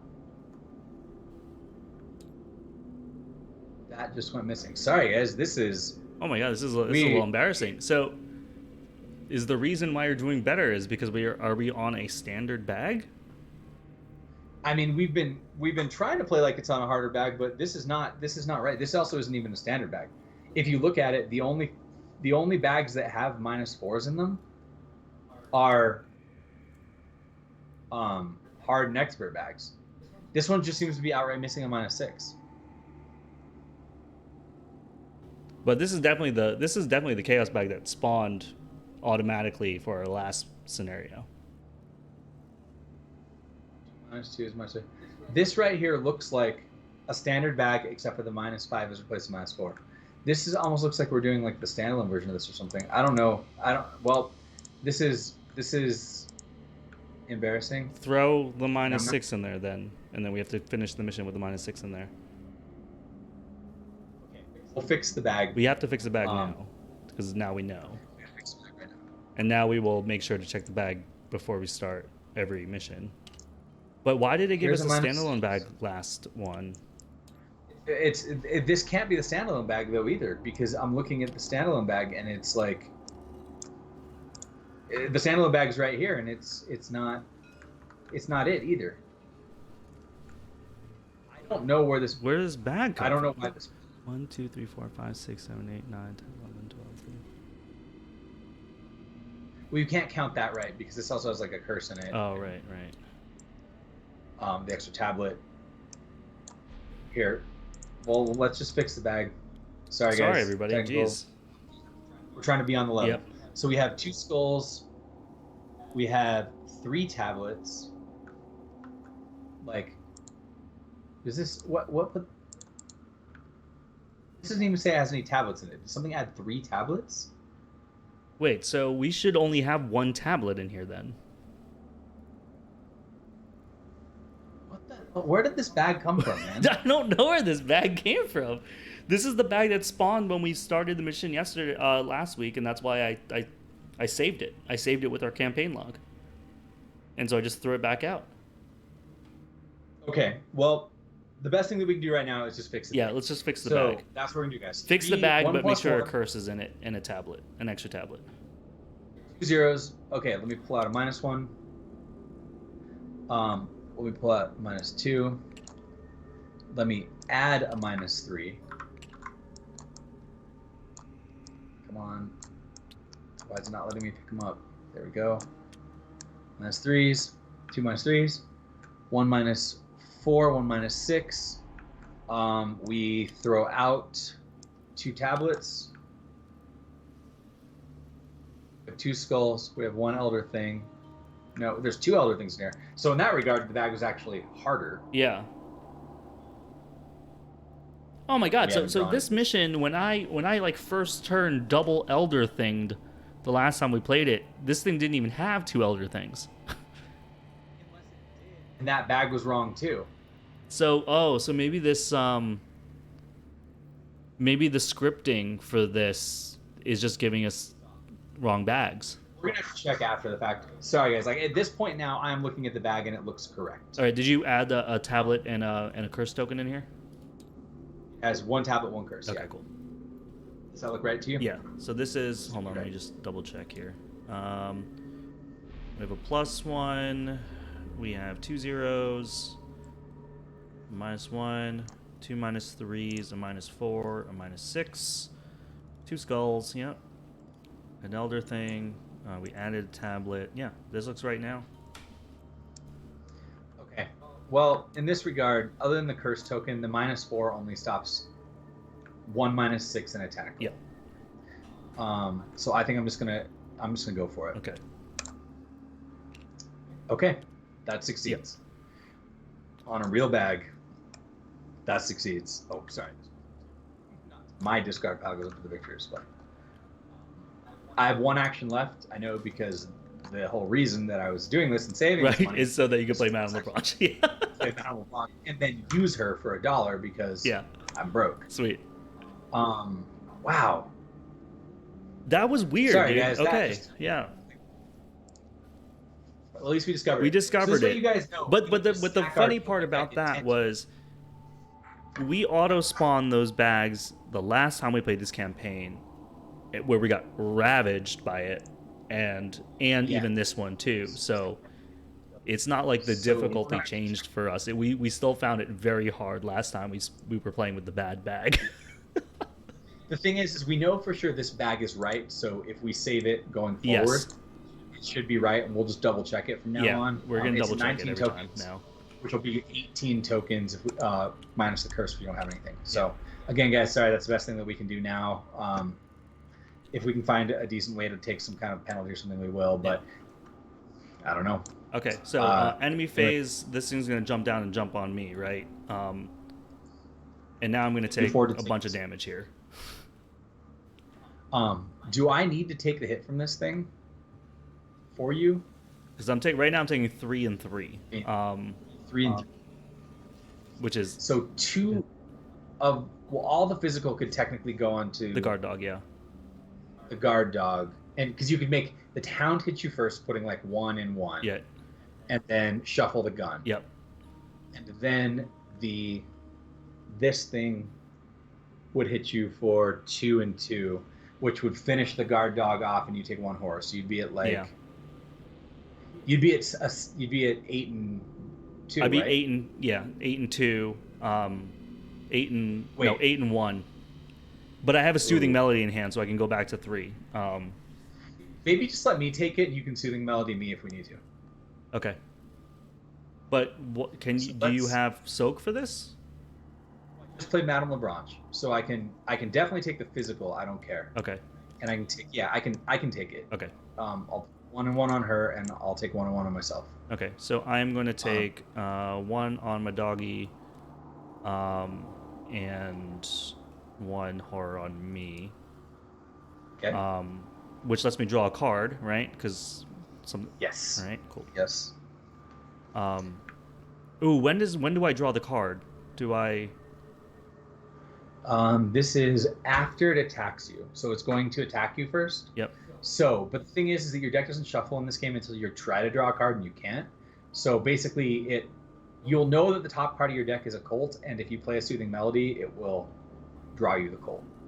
Oh, because I'm trying to figure out, like, can I put the cult in first and then trigger my ability? No. Okay. Well, after damage is placed on a card you control.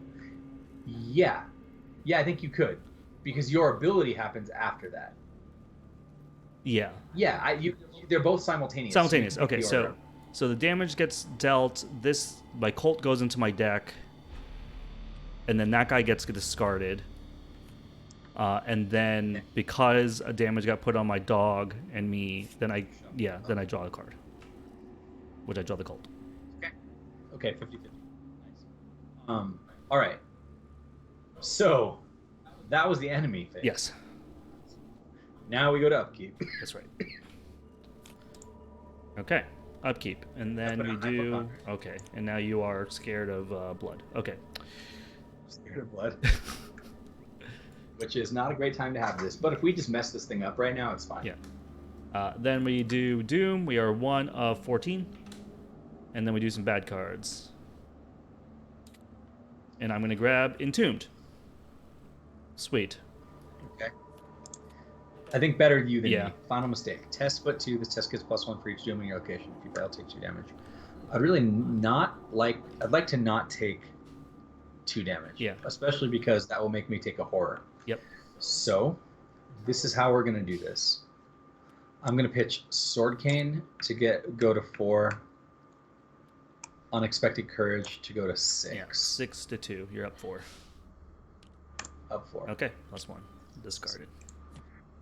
Okay. All right. So, if we can hit this guy a total of 4 times, Right. he goes away. The other choice is, like, I evade him, and then we can hit him freely without worrying about retaliate. How about if I go first, I can hit him with Promise of Power, last chance to evade him, then I can spend my last action to attempt this once, and even if I fail, it'll reduce it. Yep. And then you can decide if you want to get rid of it or go for him. Okay. Like that? Because to attack him. Or Oh yeah, I don't need place the it. cult to attack him. I can just attack with my fist as well. Okay. Yeah, you actually don't. Yeah. Right. I mean, unless we really want to get damage on him. So it's easier to just hit him without. But the thing is he has retaliate. However, if I evade him, his retaliate and alert get turned off. Yeah, I think evading him is sweet. Then we don't have to worry about it. Okay, so here's how I'm going to do this. I'm going to Exure Flame first with Promise of Power, adding a curse to the bag. That will put me at 5, 6, 7, 8, 9 to 2. Man, I really wish we could do this in another order. Maybe actually I use this on the evade. You might want to use this on the evade. Because I have last chance also. But this is going to be a bigger... No. Wait, hold on. That'll be a bigger test. No, okay, yeah. Oh, okay. So it's going to be... Yeah, I'm going to do it this way. I'm going to do 9 to 2 on the attack. Okay. Here we go. 9 to 2. Minus 2. Minus 2. So I succeed. I hit him for 2 damage. And we mark him with a horror token? Yep. Is that what it is? Or just a resource token, actually. Resource token, Yeah. okay. Then, second action, I'm going to play Last Chance to evade. That makes me a 7 to 4? 7 to 4. I'll be up 3. I can give you shortcut or give you an elusive to give you another foot. If I fail at this, yeah, if I fail at this, he hits me. Yeah. So I need some help. Okay. 7. So I'm gonna give you the elusive for 1 more foot. 8 to a 4. 8 to a 4. Come on. Okay. Oh God. Oh God. Oh no. Well, I would have passed. I got both the curses out of the bag. Yeah. Okay, so remove both the curses. I do fail this. What this means is I take 2 and 2. I'm going to put 1 and 1 on Madame Lebranche, 1 and 1 on myself. I can't believe that. Oh my God. Well, it's okay. Oh, it was all because and you did Promise of Power first. Put the curse in the bag. That did put, well, actually it wouldn't have mattered because still 1 curse still would have made me fail. Oh, okay. So in some ways that was better, it got it out. No, yeah, I take 1 direct. Oh, I'm sorry. I take 1 direct horror, putting me at 1. I have 1 action left. I can Azure Flame again. I'll be a 5 to a 2. That's kind of risky. I don't think I can do it. I think I just have to pass my last action. Yeah. Because I can't give you a mind pump because I'm planning on using the Soothing Melody on your horror. Okay. Well, actually, I can pitch you a shortcut for your mind. Well, I mean, I don't have to attack him again either. Oh, right. But you could. It would put another token on him. Maybe you know what? The safest thing to probably do here is to do this and have you just attack him twice. Get rid of him, and then I'll heal you. And just hope. I mean, it will mean you're attacking one me. Okay, so this would mean that if I spin this as your flame right here, yep. I'm a 5 to a 2. Right. And I'm gonna. I could have used Madame Lebranche before she died, because the card is no longer in my hand. So I could have drawn 1 more card. Yep. And that's important because now you have cornered. Yeah. Okay, so I'll be a 7 to a 2. I'm up 5. Do you want a shortcut to make it an 8 to a 2? Yeah, because this could be the difference. Okay, boom. You're 8 to 2 now. Minus 1. Okay. So that hits for another 2. This goes to a second resource. Okay. And now you can just try to hit it on me and hope you don't fail. Okay. Or you can engage it and hit it twice, but I feel like we need that last action to heal us up and stabilize. Yeah, I think so too. So I think I need to punch him with my bare fist. I'm a 5 to a 2. I'm going to use Sophie. You can Sophie twice. Come on, man. 7 to a 2 is up 5. So if I wanted to draw a card, I have to take a horror to reshuffle my deck, right? Correct. Do you want to draw a card or not? I'm going to have to take the horror at some point. That's true. You're gonna have to take it at the end of the turn anyway. Yep. So I will take the horror. Oh God. We are so This is ridiculous. so screwed. Okay, I'm gonna draw a card. Oh, the home front.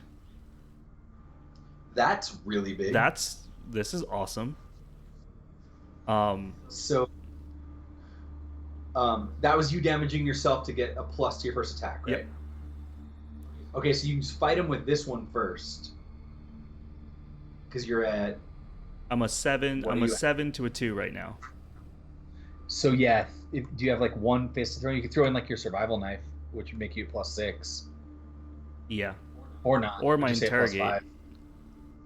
Oh yeah, the interrogate. Sure. Yeah, I'm yeah, gonna throw my good call. interrogate. So 7. So I'm an 8. 8 to a 2. Here we go. -1. Okay, that does 1 damage. 2 damage and puts that. No, Oh, I hit him with my that's- bare fist. It's only 1 damage, right? Yeah. Gotcha. Okay. Okay. And now I'm gonna punch him again with my bare fist. I'm a 5 to a 2. I can do the home front here. Yeah, I almost think you should, because that'll heal Because you I'll up heal me some. 1. And Yeah. this is big. Yeah. So I'm a 5 plus I'm a 9 to a 2, and then I get to move a damage from myself. Yeah, so that puts you over the 6 threshold. Yep. There okay. you go. So I'm gonna do 2 So damage that's- to him, and I'm gonna heal 1. And he And that's the 4th. hisses. Yeah, that's the 4th resource, and then he will vanish Sin with a Veil. sinister hiss. Out of play with all the Okay. damage tokens on him. Well, we're not dead, Yeah. and you have 1 action left, right? I have 1 action left, right? You could Soothing Melody and heal us both for 1 horror to stabilize us a little. Let's do that. Absolutely. Let's each take a horror heal. Oh my Jeez. god. And I have another soothing melody, so I can do this again later. You draw a card off that. Forget. Oh, right. And then hopefully we won't get a bunch of stupid enemies this Yeah. turn, and we can like I stabilize. know, but I'm still entombed, but that's okay. Yeah. Well, we can break that off easy if we don't get Yeah. flooded by a bunch of garbage. Like we're about to draw one of these stupid Vengeful Serpents. Yeah. I'm so mad. Let's do it. Okay, here we go. Enemy phase, Upkeep. nothing. Upkeep. Okay. I take a horror actually because I just shuffled my deck. All right, So we are back talking at about 1. 3 of 14 on the Doom cycle. Oh, these actually I need to redraw my hand. Those didn't go back in like they were supposed to. Okay. Well, I just picked up a Brood of Yig. And so now it's got +2 fight. Because of Vengeance. Oh my god. Okay. Wait. Deep Dark. The Harbinger's not in the Vengeance display, is it? No. No, he's just out. Sorry, he's not technically the Okay, major okay, display. good. He just vanishes. Okay, good. Because so my Brood of Yig is only 4 fight. Yeah, I see. Yeah, sorry. Yes, he's not actually in the Victor's Blade. Okay, so you're a bad card. So my bad card was Deep Dark, which is actually fine. That's right now. fine. Who cares? All right, so we just need to get this thing dead on you. Yep. And then get you out of this entombed. Yeah. Okay.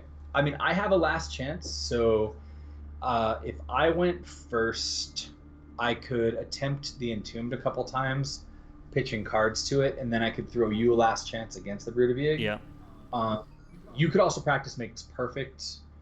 That would be what a Vicious Blow would actually one-shot it, right? Well, I don't have any weapons out, so Oh. that's the problem. Okay, I could go first and take the Brood of Yig off of you, and then you could Equip the cult and do equip something. your Colt, practice Makes Perfect. Yeah. So I could clear Hypochondria and take the Brood of Yig. Okay. And then what you'll be doing is fighting it while it's on me. Or I could take it, evade it. Yeah, I guess here. Let's do that. I'll clear Hypochondria. I'll take the Brood of Yig. Okay. And that's your whole. Which now means we're not working on your stupid Entombed. I'm so sick of Yeah, this. I'm so sick of it. But I know. Okay. It's right. Okay, but what I will do is I'm gonna violin to discard a card and give you a card. I'm gonna discard Drawn to the Flame. Yeah, Drawn to the Flame, and you can draw a card. Okay. I'll draw a card. All right. Okay. I got my boy. All right. So, what I'm gonna do is I'm gonna play a cult. Get that thing back out. Perfect. Second action, I am going to shoot this thing. Okay. I'm a 5/2/2. I'm going to pay $1. I'm going to play Practice Things Perfect. We are looking for Vicious Blow, which I got. Okay, thank God.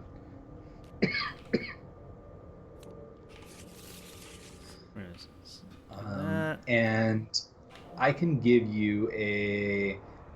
Okay, so Vicious Blow right now gets played. That puts you at 6. He's a 4. I can give you a Promise of Power, and then we can last chance on your... On my Entombed? Yeah. Or here. Or I can just give you one... I'm just trying to empty my hand more. Yeah. Here. Let's just give you the Promise of Power on this guy. We need you to kill him, and I need you not to miss. 5, so I'm a 5. I'm a 6. Whoops, I played this. 6, 7, 8, 9, 10, right? 10 versus 4. You're up 6. 10-4. There it is, of course. Oh my God. Did I just smack you for 3 damage? Yep. I put the 1 curse in the bag. There should only be 1 curse. Let me double check, because the other 2 should have come out. Yep, that's the only curse in the bag. Okay, you smacked me for 3. +6. The thing is, like, at +6, I never would have used Sophie. Like, I never would have pumped more than that. I know. I was like, there's no... He shouldn't have Sophie just to avoid the curse. No, I don't think that was... Yeah.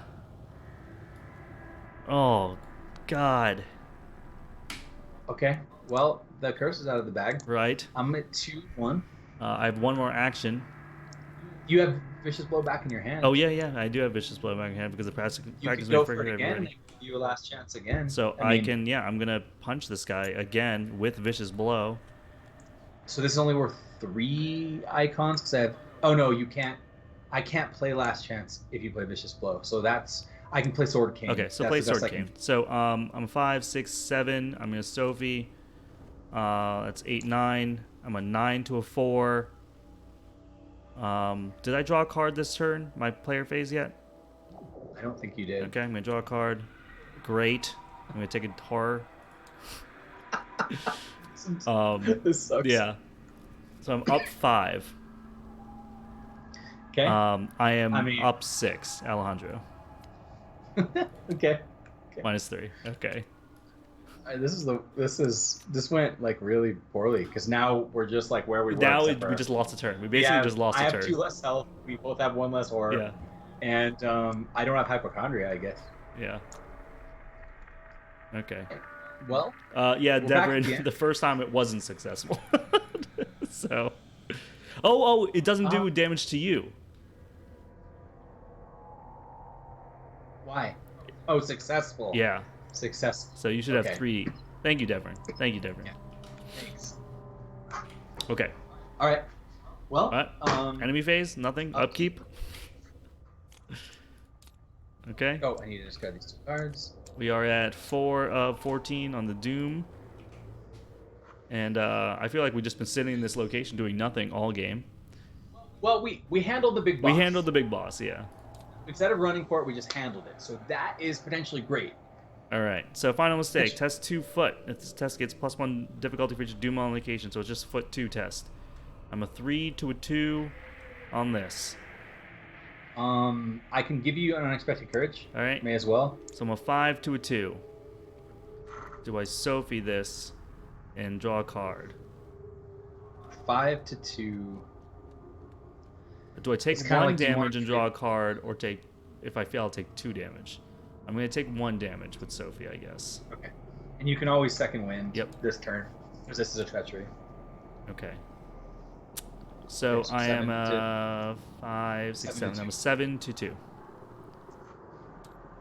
0. Success. Okay. I draw Deep Dark, which, again, it's like all you draw. It's okay. It's okay. Like, considering we're trying to stabilize, sure. So let's just heal up a little. I'm gonna throw out Madame LeBlanc. You should second win while you can get the most benefit. You could like second win and Soothing Melody. Yeah. Yeah. Yeah. That's what I'm gonna do. Let me. All right, so I'm gonna go first. I guess I'm gonna play Second Wind for Go my first. first action. I'm gonna heal $2, 2 damage, and I get to draw a card. Cool. Now I get to Soothing Melody. Do you need a horror? Yeah, we each need a horror heal. Maybe we should take a Yeah. horror each, yeah. But you draw a card off that too. Sweet. And then I have a last action in which I could attempted to. Yeah, I think. attempted to fist. I mean, because I could use healing also, but well, okay. If you want to like heal me up some, no, because I need to play Madame LeBlanc, so I'm only gonna get 2 attempts at Entombed. But I will have a last. I was chance like, on I one of can. those attempts. Oh wait, no, I can't lucky. emergency aid you. I don't have the money right now. Okay. Then yeah. Maybe just attempt your attuned ones. Yeah. All right, so I'm a 5 to a 4 on this, and it'll just become a 3 test later if I, whatever. Yeah, I think just try that. 5 to a 4. That is a -2, so I fail. But let's put a resource token on here. Till the end of the round, it's a 3 test. Action 1, I'm gonna play Madame LeBlanc. Okay. Action 2, I'm going to pitch this to do a punch test. Give myself +2.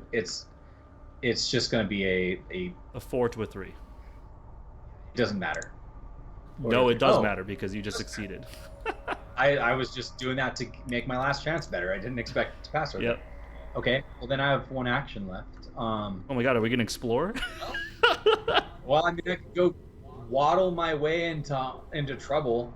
Maybe I should like not. Yeah, I was for gonna say it's a second. little scary right now, dude. Like, I just what else could I do? I don't want to last click draw because that doesn't accomplish anything. I guess I can just get $1 for the future.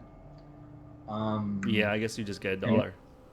So I get $1, and then I violin, and I'll give you $1. Okay, perfect. Oh, I could have given you $1. Help me, because I can do that on your turn. Oh, right. That's okay. Okay. All right. Well then, yeah. All right. This game Enemy sucks. phase, nothing. Upkeep. Okay. Oh, I keep forgetting to not discard my card. There we go. All right. Now we're at 5 of 14 on the Doom. And we got bad cards. Okay. And I'm gonna get an Obscuring Fog, which I don't care. Well, actually, this just whiffs because we already have an Obscuring Fog here, right? Yep. Yeah, that was like the best Boom. thing you could draw. Vengeful Serpent. That, on the other hand, was not quite as good. Let's get its home, The boys. Dude, have you ever not been able to move? Look, if that happened the other order and you'd have drawn that, it wouldn't have been as bad. Yeah. Like, now I just have 3 boys hanging out on me. Yeah. And I'm mad. This is so stupid. I'm so angry.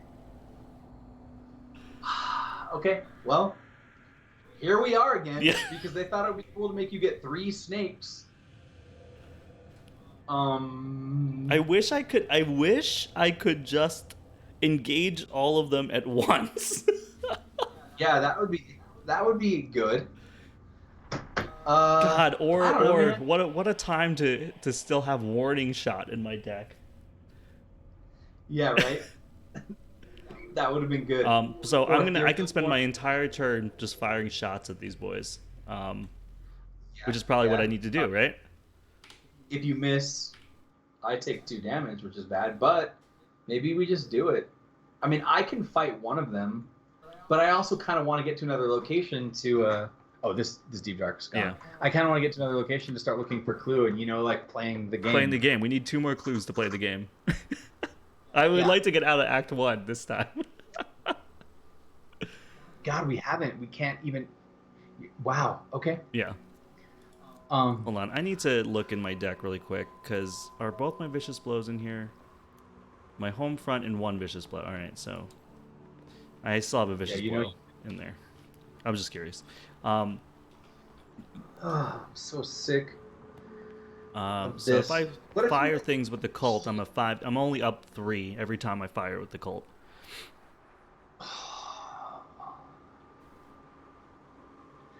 I mean, I can I can attack one with a Sure Flame and have a good chance of killing it. You could like heal me, fire. I don't know. Yeah. How much health do they have? They have 2. So the good dog. Yeah, my dog doesn't do much. I think that's right. I think I heal you and then I shoot twice. I think that's what I'm gonna do. Okay. What do you think about that? I'm fine with it. I mean, I can give you. Yeah. I can also give you a card or $1. You want me to give you a card first? Will that matter? Probably not. Probably not. Okay. Yeah. So I'm gonna spend $2. I'm gonna heal you with emergency aid. So get like 2 health. All right. Okay. And that's because I hit you for 2 the other day. So. Thanks. Yeah, no problem. All right. Now I'm gonna fire the Colt. I'm a base, a 5 to a 2. I'm going to. I don't have any pump for you, unfortunately. I mean, all I can do is I can give you a card. Okay, you know what? I'm going to I'm gonna take a damage with Sophie to draw a card. Okay, let's see what that looks like first. So 5. So I'm a 7 to 2 right now. So I'm gonna right now before you go, I'm just gonna pitch this card to give you 2 more, or give you a card. Give you a card. Let's just see if you get something else. Okay. Okay. Oh, interesting. All right. 7 to 2. How do we feel? How do we feel about 7 to 2? I think we just take it. Okay. I think that we have to like be efficient here. -1. There you go. So kill one of these boys. One down. Then I'm gonna shoot my last action. I'm gonna shoot another one.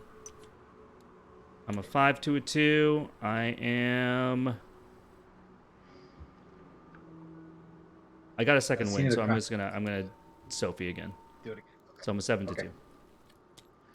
-3. Get rid of him. Done. You're up. All right.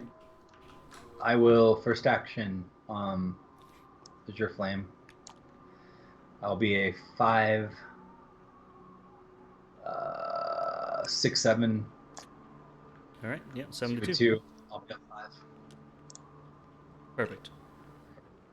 Dead. Oh, he's Got it. That was 2 more actions.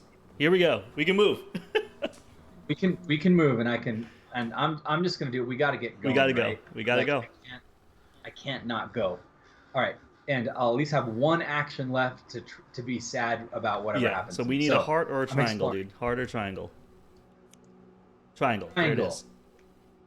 Below. Okay, that goes there. Here. And now we have I'm also add top to the encounter deck. Now we have 1 bad card in here. 1 of 4. All right, Tomb of the Ancients. 4 Shroud, 2 Clue. Was that? I think there's 2 bad cards in there. There's how many bad cards in there? I think we had 1 in there already. I think I put 1 in after Snake Pit and we never pulled it out. Oh, so it's 2. Okay. Check your supplies. The investigator has at Tomb of the Ancients has a rope. Neither of us do. You can do something cool. So we don't have that. It's just 4 Shroud, 2 Clue. Good thing is I'm here, and I can attempt to. On your last action. Actually. Yep. I'm going to read this science. Ooh. Okay. Because that will net me more overall to my stat. So I'm a 5. You're a 7. 6, 7. I'm a 7 to a 4. So I am up 3. And I'm going to, I guess, just pitch this lucky because otherwise I'd pay to play the lucky. Yeah. Yeah. Or wait, I have 1 action left, right? After this? No. You fought, you explored, and now this is your last action. Okay, then yeah, I'll just pitch the lucky because I have no other action anyway. Okay. So you are a 5, 6, 7, 8, 9. 9 to a 4? 9. Yep. Oh my god. Success? We have enough to advance the act. Not now. I refuse to do it now. No, you're not doing it now. But everybody, yeah. It's 6. We can do it anywhere too, right? Okay, cool. So this mission. Okay. Yeah. I'm not even gonna talk. Let's just move on. Okay, so enemy phase, nothing. Upkeep. Upkeep. Okay. Okay. Did I do it? No. Upkeep. Come on. There you go. 1, 2, 3, 4, 5, 6. My hand is full. Okay. We are at 6 of 14. Bad cards. I got a Serpent Guardian. It's the first time I've seen this guy. Hits for 2. 4/5/1. Construct. Serpent. Nearest location with at least 1 clue. Aloof. While the Serpent Guardian is unengaged, its location gets +2 Shroud. While there are 3 or more Vengeance points in the victory display, Serpent Guardian loses Aloof and gains Hunter. There's only 2 in the Vengeance play, so... Yeah, so he just lives in the Snake Pit with his friends. Oh my god. Yes, yes. So now we're going to have to consider if other Vengeance things come up if we actually want to do them. Yeah. I rip a Crypt Chill. That's totally fine. I don't even... Oh, I'm so happy you I have got a thing that I instead can of me. straight up lose. What was that? I'm so happy you got that instead of me. Me too, dude. Me too. I'm just going to rip the token because I don't care. Oh, dude. Oh it my just God. like success. So let's see what... Do I have a weakness in here? I do have Hypochondria. So I will leave Hypochondria in the discard pile and shuffle the rest of these into the deck. On that, this goes. I think... Was that our first star? That was our No, you first got star, one dude. earlier. No, you got one. It's just Mark Star's Oh, born. yeah. Yeah, I did. I completely forgot my star because it was awful. Okay. The downside for you is you didn't actually draw a Treachery to get the bonus off of second win. So I don't know if it's worth you playing or not. But I think before we do anything else, we just advance the act. Yes, absolutely. We are spending the 6 clues that Matt has to advance the act. And we are now finally ahead of where we were last time. Act 1B, Hidden Corridors. The ruins are far more vast than even Alejandro had anticipated. Carvings in the walls and hieroglyphics etched into the stone altars suggest the existence of a central chamber underground. Perhaps a hidden passageway will show you the way to this chamber, the very heart of the temple ruins. Shuffle the set-aside Chamber of Time location into the exploration deck. As you pass the strange glyphs in the walls, the ruins groan and creak in protest, and the carvings glow ominously. Years of deterioration have faded the pattern of these glyphs, and the surrounding stones seep into the viscous pus. If only you had some way to restore these glyphs. Check your supplies. If any investigator has chalk, Matt has chalk. Remove this act from the game, otherwise place this act in the victory display. It gains Vengeance 1. Okay, well, good. Good. Good. Chalk. He's a learned man. All right. Act 2A with a 4-clue threshold, magic and science. Whatever is inside the central chamber must be very important. Much care was taken to obscure its location. Action, explore. Draw the top card of the exploration deck. If it is a connecting location, put it into play, move to it. Objective. Only investigators in the Chamber of Time may spend the requisite number of clues as a group to advance. So, we need 4 clues, and to find the Chamber of Time, the Chamber of Time is 1 of 5 cards in here. There's 2 treacheries in here, 2 locations, and the Chamber of Time. Yep. So this then begs that question of like, do you move down to me and then, because the Chamber of Time, I mean, I'm just assuming like, you know, that it's the bottom here. Yeah. Especially because we've seen the other 2. We've seen the other 2, deck and this is the hourglass shape. Like, come on now, it's time. Yeah, exactly. And so that means that we know 2 of these are bad cards. 1's square, 1's heart, and 1's time. Yep. Do you want to be the one to explore? Do you want me to be the one to explore? What are we doing? I can move down to you and explore. Okay. I don't think I need to heal right now. Oh, I can heal. Oh, I would only get 1 for the heal on this one. You're right. Yeah. I mean, I don't know if it's worth it. It does cycle itself. It heals you for 1. I mean, it's kind of like a 2 pump later. Yep. Or you just save it until next turn. It won't cost you the action now, which maybe we want you to have 2 actions from here. Yeah, I think. You know. Yeah. I don't think I'm going to do it right now. Okay. All right, so I'm going to move down to you as action number 1. Because this scene of a crime could actually be huge in the final location. Yeah, that's what I'm thinking. So, all right, so action 2 will be to explore, right? Yep. And we are looking for the old hourglass. If we get the heart, it's still safe. But then we just put in... I don't want to go there. Yeah, I know. Like, you really don't want the heart. Yeah. Crypt Chill. Oh, God. So test for mind. If you fail, choose and discard an asset you control. Or take 2 damage. You have another Colt in your hand, at least. I do, yeah. I mean, you don't want to lose it. All right, so I'm a 3 to a 4 test. I mean, I could give you 2 mind with Uncage the Soul if you want. Yeah, I'll take it. So I'm a 5 to a 4. This is a really terrible time to Sophie. And I'm gonna you do wanna throw some practice makes hits? perfect because just like pitch it. yeah. Okay. So I'm a 6 to Sure. a 4. 6 to 4. I mean, is this even worth it, or should we just let you fail instead of playing all these cards? Fail and let my dog die. Your dog or your gun, and just play another gun. I don't know. Wait, what's what Cryptsil say? If you fail choosing to discard asset. Oh, okay. Yeah, I'm gonna let my gun die. You could even get rid of Hallowed Mirror because I mean, I don't know. How many of the Hallowed Mirror cards are left in your deck? Well, I just reshuffled Oh, them. there's only one Hallowed.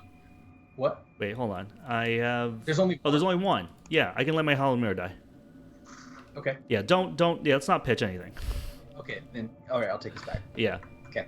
Okay, I'm a 3 to a 4. I'm down 1. And now, yeah, so I fail.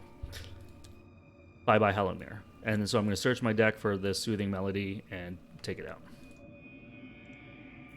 We have been incredibly lucky on Elder Things. I mean, let's be honest. Yeah. We have not drawn them yet. So Soothing Melodies there, and then I'll search my discard for Soothing Melodies as well. Okay. Done. Okay. Okay, so that was my exploration. And then. And I So you have moved I have explore. another action, right? Yeah. Do you want to? I mean, yeah. Do you want to try to explore again, or? Yeah, I'm going to explore again. Here we go. God, you know we're gonna find that heart. Chamber of Time. That's so big. Oh my god, dude. Okay, so I'm shuffling this deck and putting the counter cards back. Okay, so 4 Shroud, 4 Clue. After the Chamber of Time enters play, attach the set-aside Relic of Ages asset to the Chamber of Time. Place 1 Doom on Chamber of Time. The floor of the central chamber is intricately carved and glows strangely Vengeance 2, Victory 2. So I'm here Okay. with my last action. Relic of Ages, an asset with 3 question marks, cost 2. Item, relic, you have no idea what it is or what it could have been used for, but perhaps with time, you can discover its true purpose. You're up. Okay. So I'm gonna move. Mm-hmm. I am going to play Mists of Relay. I feel like we need the evade. Okay. Hold on. I had $2, right? Yep. Perfect. Then I use Madame Lebranche. And I'm actually going to right now, just my last action, Rite of Seeking. Let's see if we can get this going. Okay.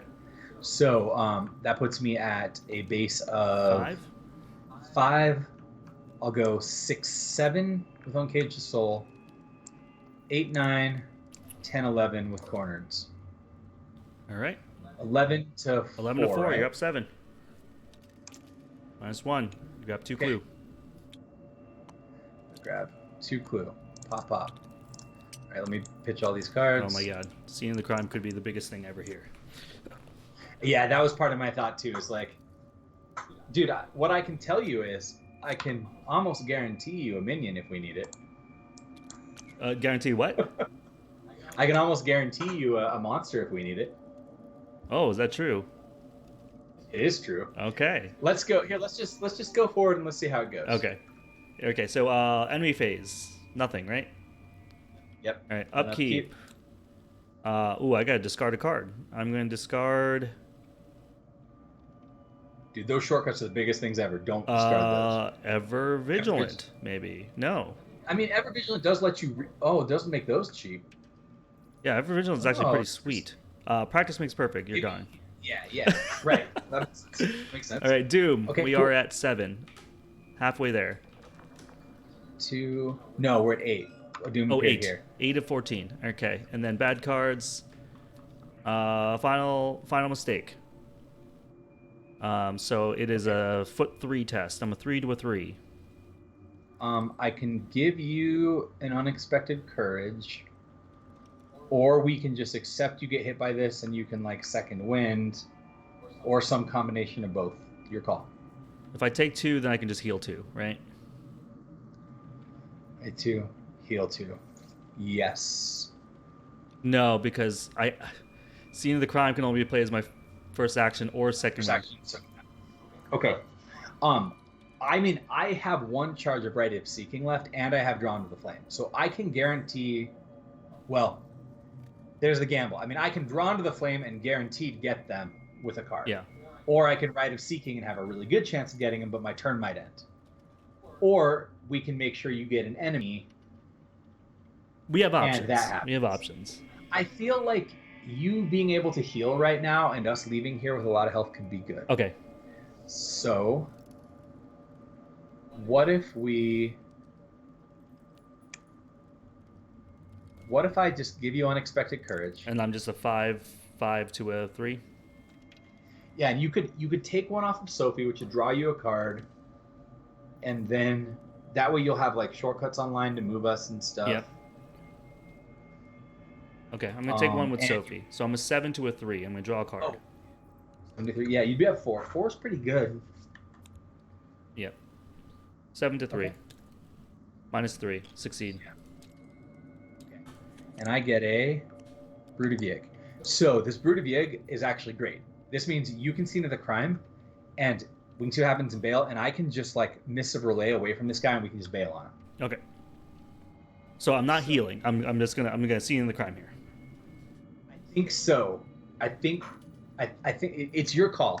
I think this is. I think seeing the crime is the call. Right. And let's do it. Okay. Let's do it. We'll at least see the last act for sure if you do this. Okay. So first action, I'm gonna pay $2. I'm gonna play See Near the Crime. I'm gonna scoop 2 clues because there's an enemy at my location. Yes. Okay, that clears it.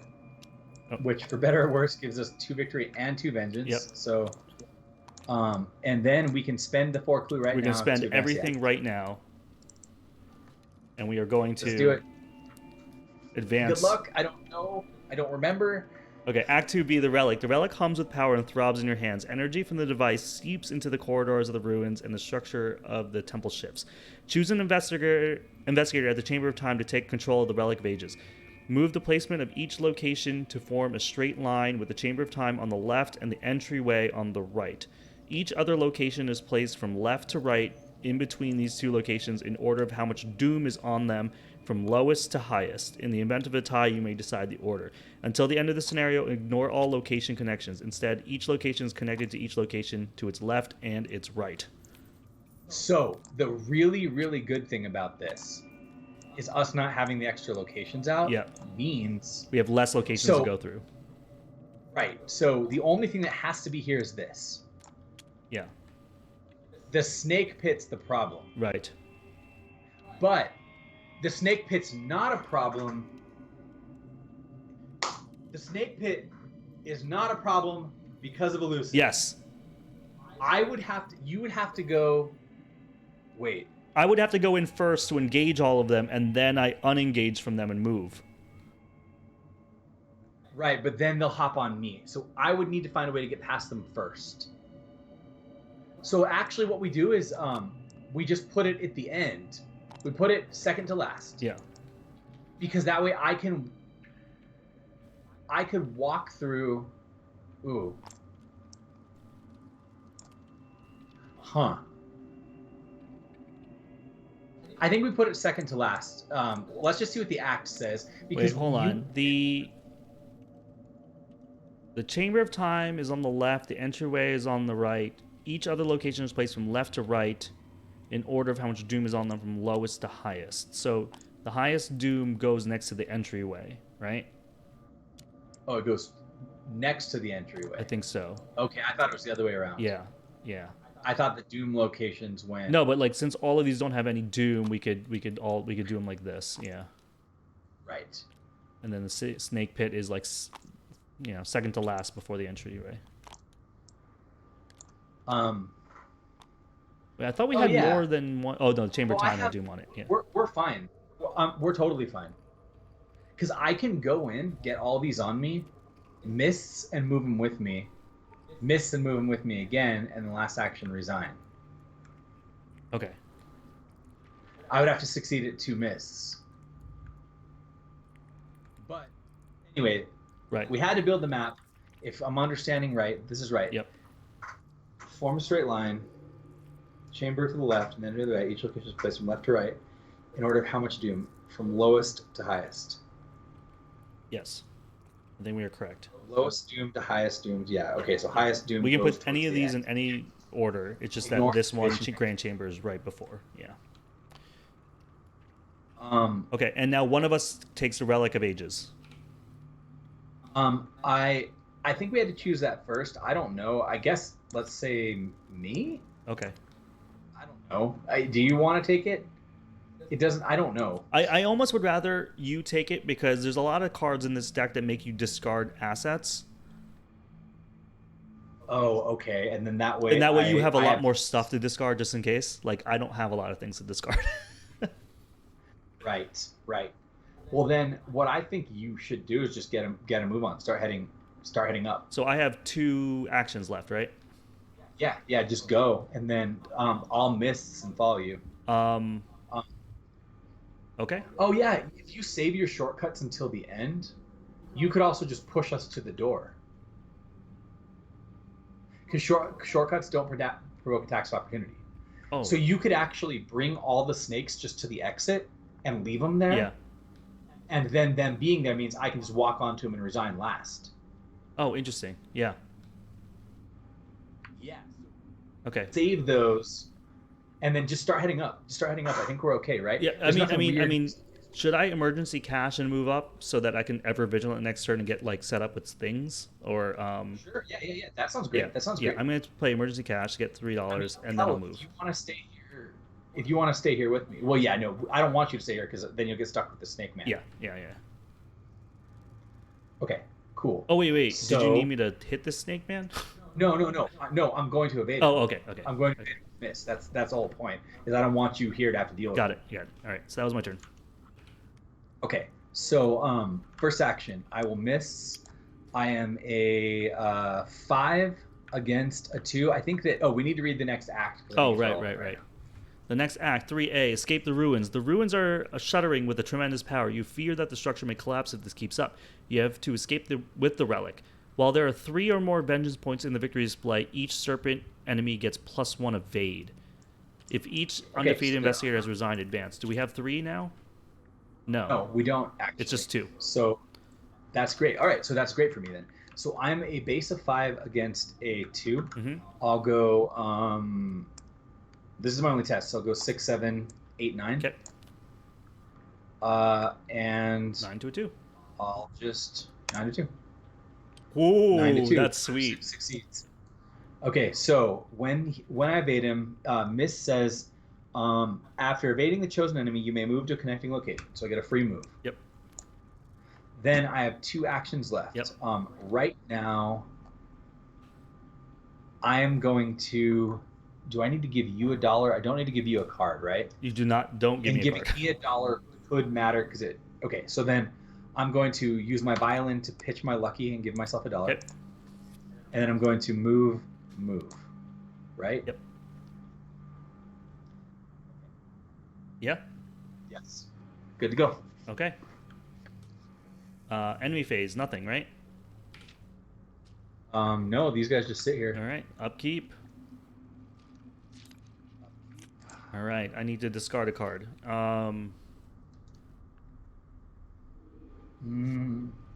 You probably don't need to.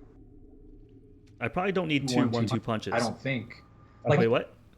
Yeah, because we're not fighting anything. No, that's Yeah. exactly what I said. Is I don't think you need 2 1-2 punches. I So I'm agree. going to toss that. Okay. All right. Okay. We are at 7, 8, 9. 9 of 14. Yep. And bad card. I'm going to discard the top 5 cards of my deck. Oh, God. This is going to slow me the hell down, dude. No, not necessarily. You have a lot of cards in your hand already. Stand together. Scene of the crime. Enchanted Blade. And Whiffed. Whiffed. I don't need any of these. Okay. Good. The question is...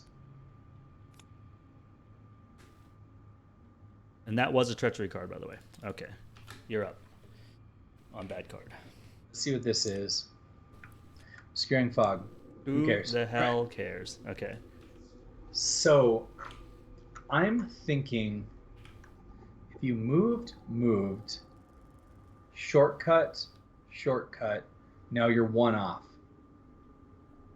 So I think if you get here, the next turn you could move, shortcut.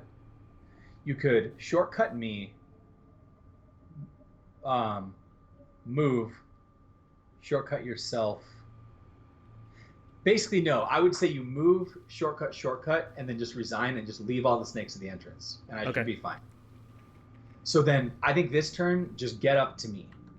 Just get up to me and heal. So heal and then like move up to me or something, and then I'll just kind of AFK. Okay, so spend a buck, second wind. I drew treachery cards. I'm gonna heal for 2, and then boom, boom. Oh yeah, actually with evasive, you could have even gotten to the exit already. That's fine. This is probably the safest way of doing it. Yeah. So with my $3, I will play. I'm going to replace my Holy Rosary with another Holy Rosary. Sweet. Classic. I will violin to pitch this to give myself another $1. Yep. I think I don't need Rite of Seeking anymore, so I'm gonna overwrite my Sign Magic, which drops my Rite of Seeking. Yep. The Sword Cane, just so I have it on me because I'm not gonna be able to hold it in my hand. Yep. I like it. That makes me broke, which then activates Madame Lebranche. Perfect. Look at that. And we're good. Yeah. All right. So. Oh, this Uncaged Soul should be my discard pile. All right. So this guy readies. Oh wait, no. This guy readied last time, and he's supposed to be here. Yeah, right? you're right. And then he should have moved up 1. Yep. Yeah. Okay. So then And we upkeep. Okay. Oh, Ooh, I needed a hiding spot, dude. Oh, that just solves everything. That solves everything. Okay, well then, let's see how. So let's Doom and bad card, and that just solves everything for us. So 10 of 14, and dude, hiding spot's great. Discard 5 cards. Okay. Okay, well that could be bad. That could be funny. Vicious Blow, Guard Dog. That guy goes back in my deck. Enchanted Blade, and I can't do another one. Yep, you're right. You cannot do another one. It just stops there. Okay, but So this weakness now gets shuffled back in my deck, but everything else gets discarded. Yes. So I know what's there. And I get Crypt Chill. Cool. I'll just test it. I don't care. -3. I fail. I will discard Empower Self. Yep. Doesn't matter. Okay. All right. So. All right. So basically, if you like. I go first. Play hiding spot. Yeah, play hiding spot. Shortcut me 1. I don't know. Is there any other thing along the way that we're forgetting? Oh no. No, never mind. We're fine. This doesn't have a Doom on it. We're fine. Okay. Could have been bad because that would have made that Vengeance count as in the victor's play. We're good. So I can shortcut you in, right? Yep. I move in. I play spot. hiding spot. I move and I shortcut. Yeah. You have to play hiding spot first, otherwise those things will all hop on me. Oh, can I play hiding spot from another location? Yeah, it says attach hiding spot to any location. Oh, okay. Well, all right. Here we go. 5. Oh, and it's fast too. I love it. Spend $1. Fast action. Play hiding spot here. All of these dudes become aloof. Are they all non-elite? I believe so. They're all non-elite, dude. Okay. Okay. Then I'm going to shortcut you. Okay. I go here. Okay. That goes in my discard pile. Then I'm going to move, shortcut, and resign. Okay. Sounds perfect. Okay. To be clear, in case we're telling Slumpy this story later and he's all excited about hiding spot, we didn't actually need it. Because you could have moved, shortcut, resign to bringing all these enemies with you. Yeah.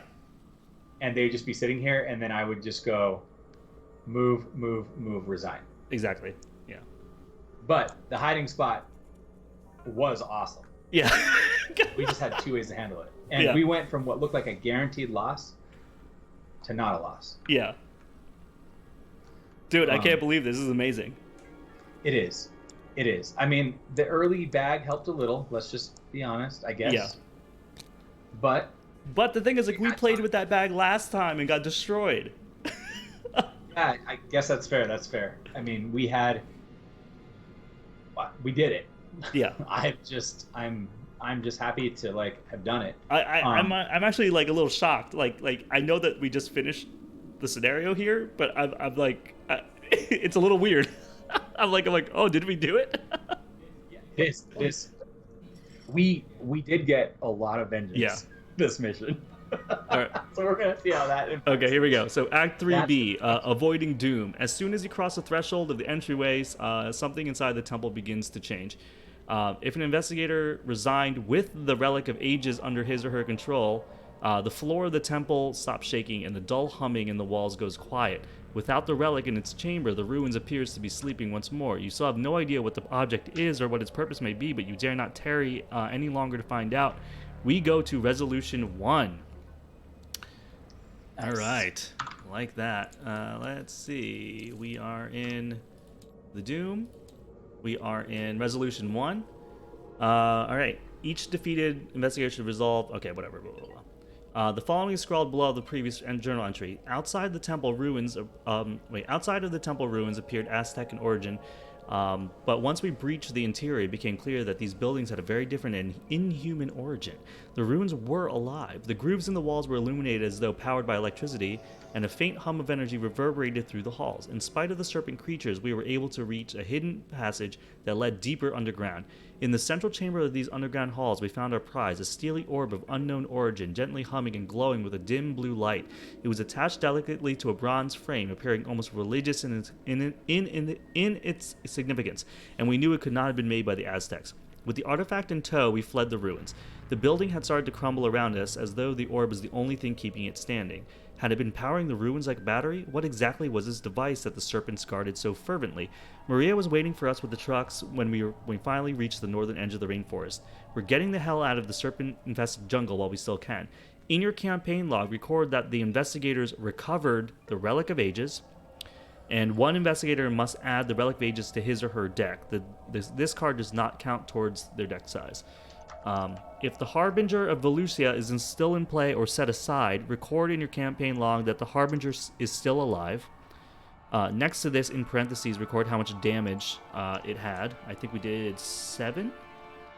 We did 7 damage to it so far. For each vengeance point in the victory display, record 1 tally mark under Yig's Fury in your campaign, and then you get XP for victory X in the card display. So, all right, let's count. So vengeance, we have 1, 2. The Chamber of Time. Turned that one off. This one right here is another one. No. Yeah, this one we did get. This one you turned off up here. Wait, while the throne room has Doom on it and is contributing the victors. Oh, I see. Yep, you're right. Yeah, so this is 1 vengeance. This you turned off, so it doesn't go in there. And then we did the Chamber of Time gave us another 2. Okay, so these guys don't matter because they're vengeance 1, so these will just go back into the deck. So we got 5 vengeance. So what there. we got? 5 vengeance. Okay, I'll put 5 under Yig's Fury. So we got 0 the first mission, which is incredible. So 5 is acceptable. Yo, Slimpy says, "Leave hiding spot alone." Dude, hiding spot was great, man. Like it would have been like the bee's knees. Look at this sweet hiding spot in the snake pit, dude. With the Serpent Guardian and double pit vipers, dude. It was so sweet. It did. It was. All right, and then we get. But that's one of those things. Like VP, we got what? We got 1, 2, 3, 4. That sounds right. Yeah, 1 from location, 1 from enemy, 2 from other location. Yeah. Okay. 4 VP. 4 XP. Not bad. Okay. And that's it. Oh wait, no. There's more. Oh wait, no. That's all Resolution 1. Okay. So. Oh, we have an interlude. All right, okay. Interlude 2. Oh, hold on. Before you do that. Oh, who's taking the relic? Am I taking the relic? So the reason I think I would say potentially I take the relic is because I can just You can pitch it it for 3 question marks, right? Yeah, so I mean, you can too. It's basically an asset that doesn't take up a slot, so that would be the reason to potentially give it to you is like if you really wanted to play it to soak like a crypt chill. I'm fine with that. I think it's always getting pitched, right? Yeah, it's basically it's like an unexpected courage. So it's not bad for either of us. You just look at it as like a skill card. So I don't care. Like it doesn't matter to me if I get it or you get it. Like I'm sure there's a right choice if I remembered the story, but I don't remember exactly. I honestly don't care because you pitch enough cards for me on my tests that this could, you know what I mean? It doesn't, you know, it's like, or do you think I should take it just to have another asset? I mean, let's be honest. Are you ever gonna actually pay the 2 resources to play it? And the action? Right. I'm never gonna do it. You're right. It's like, are you really gonna try to dodge crypt chill with it? I just don't see us having the luxury of you spending 2 resources and an action to play it. So I don't know. I feel like, I mean, I'm going to see it more often because I'll be able to pitch it. So the one reason that I could take it is like, let's say I needed to draw it for a mission. Let's say there's a mission that's like, when an idiot with the Relic of Ages is in this location, they do something, we know I can find it. Yeah, let's do that. I'm okay with that. Because, especially because you're cycling it, so you'll be able to use it more. Let's do that. Okay. now it's gonna be like the investigator with like the relic gets like 18 XP, magical XP. Now that'd be sweet. Interlude 2, Expeditions End. Check the campaign log. If the investigators recovered the Relic of Ages, read Expeditions End 1. Okay, so that's what we're gonna do. Friday, July 17th, 1925. We have finally made it back to Arkham. Our expedition was a success. Alejandro is excited to report his findings to the university. How he maintains his starry-eyed idealism after the hell we went through in the jungles beyond me. His attention is fixated on the strange relic that we discovered in the ruins. I wish we knew a little bit more about the artifact's origins. It unsettles me greatly. It hums all the time and it pulses with otherworldly energy I can scarcely describe. As we traveled home with the artifact in tow, our nights were plagued by bizarre nightmares. Dreams of other worlds and civilizations. Alejandro wants to bring the relic to the Miskatonic Museum to put on display along with the other Eztli artifacts we discovered. My feelings are mixed. At the museum, it will receive proper care and historians will be able to study it and perhaps even discern its purpose. However, I fear that the relic may be too dangerous for the public. After all, we still have no idea what the damn thing even is. Alejandro would hate it, but perhaps it would be better to keep the relic somewhere safe, where Harley and I could study in private. I'll have to decide tonight. After tomorrow, though there won't be time to change my mind. The lead investigator must decide. Choose one. It belongs in the museum. Alejandro and the museum staff will be able to study and learn more about its purpose. Go to Expeditions End 2. It's too dangerous to be on display. We should keep it hidden and safe until we know more about it. Oof. Ooh. You're making me do the decision here? I know. I can't. Okay. I remember this. I'm going to say. What do I want to do here? Is it too dangerous? I mean, but Indiana Jones would say it belongs in the museum. So would Nicolas Cage would say the same. I'm gonna say oh man, I want to say it belongs in the museum, but I'm like real scared about this choice because it's like what's gonna happen? I feel like I'm gonna put it in the museum. I'm gonna say, hey, put it in the museum, and everyone's gonna turn into a snake.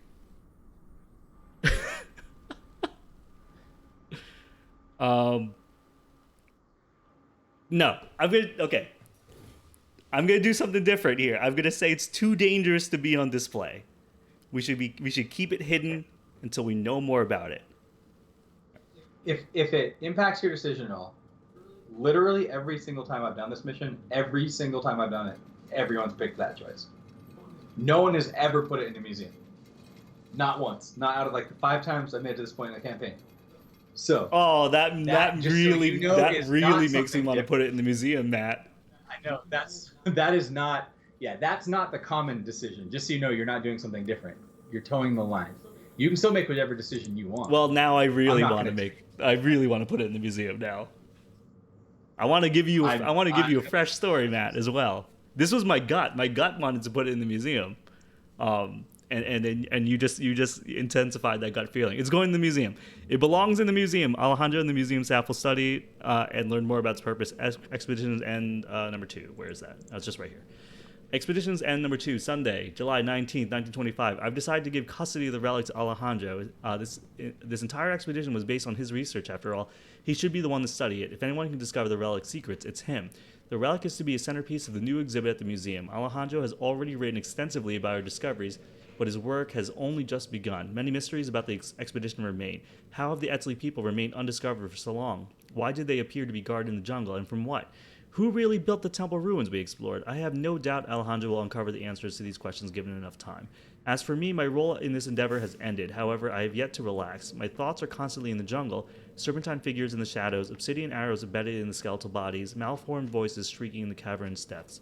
When I walk through the streets, I find myself drawn towards the museum without realizing it, as though possessed to see the relic once again. There's a nagging sensation in the back of my mind, as though we have forgotten something important.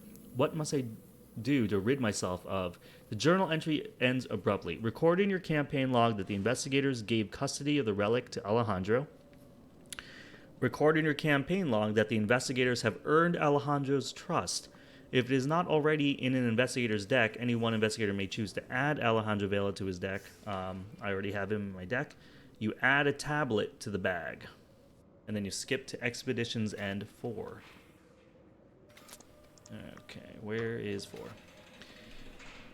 All right, Expedition End 4. You drop your pen as a loud knocking at the door startles you, and you jump to your feet. It's almost 2:30 in the morning. Who could possibly be at your door at this hour? Your thoughts wander again to the jungle, and you are faced with a vision of serpent creatures attacking you in your own home.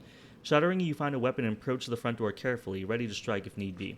You take a long breath and open the door. On the other side is a familiar woman with brown skin, long brown hair, and piercing yellow eyes in a hard glare. Though her attire has changed, you recognize her instantly as Ichitaka, the Eztli warrior that you encountered in the rainforest. Wearing a long coat and a bowman hat, she is visibly uncomfortable in her shoes.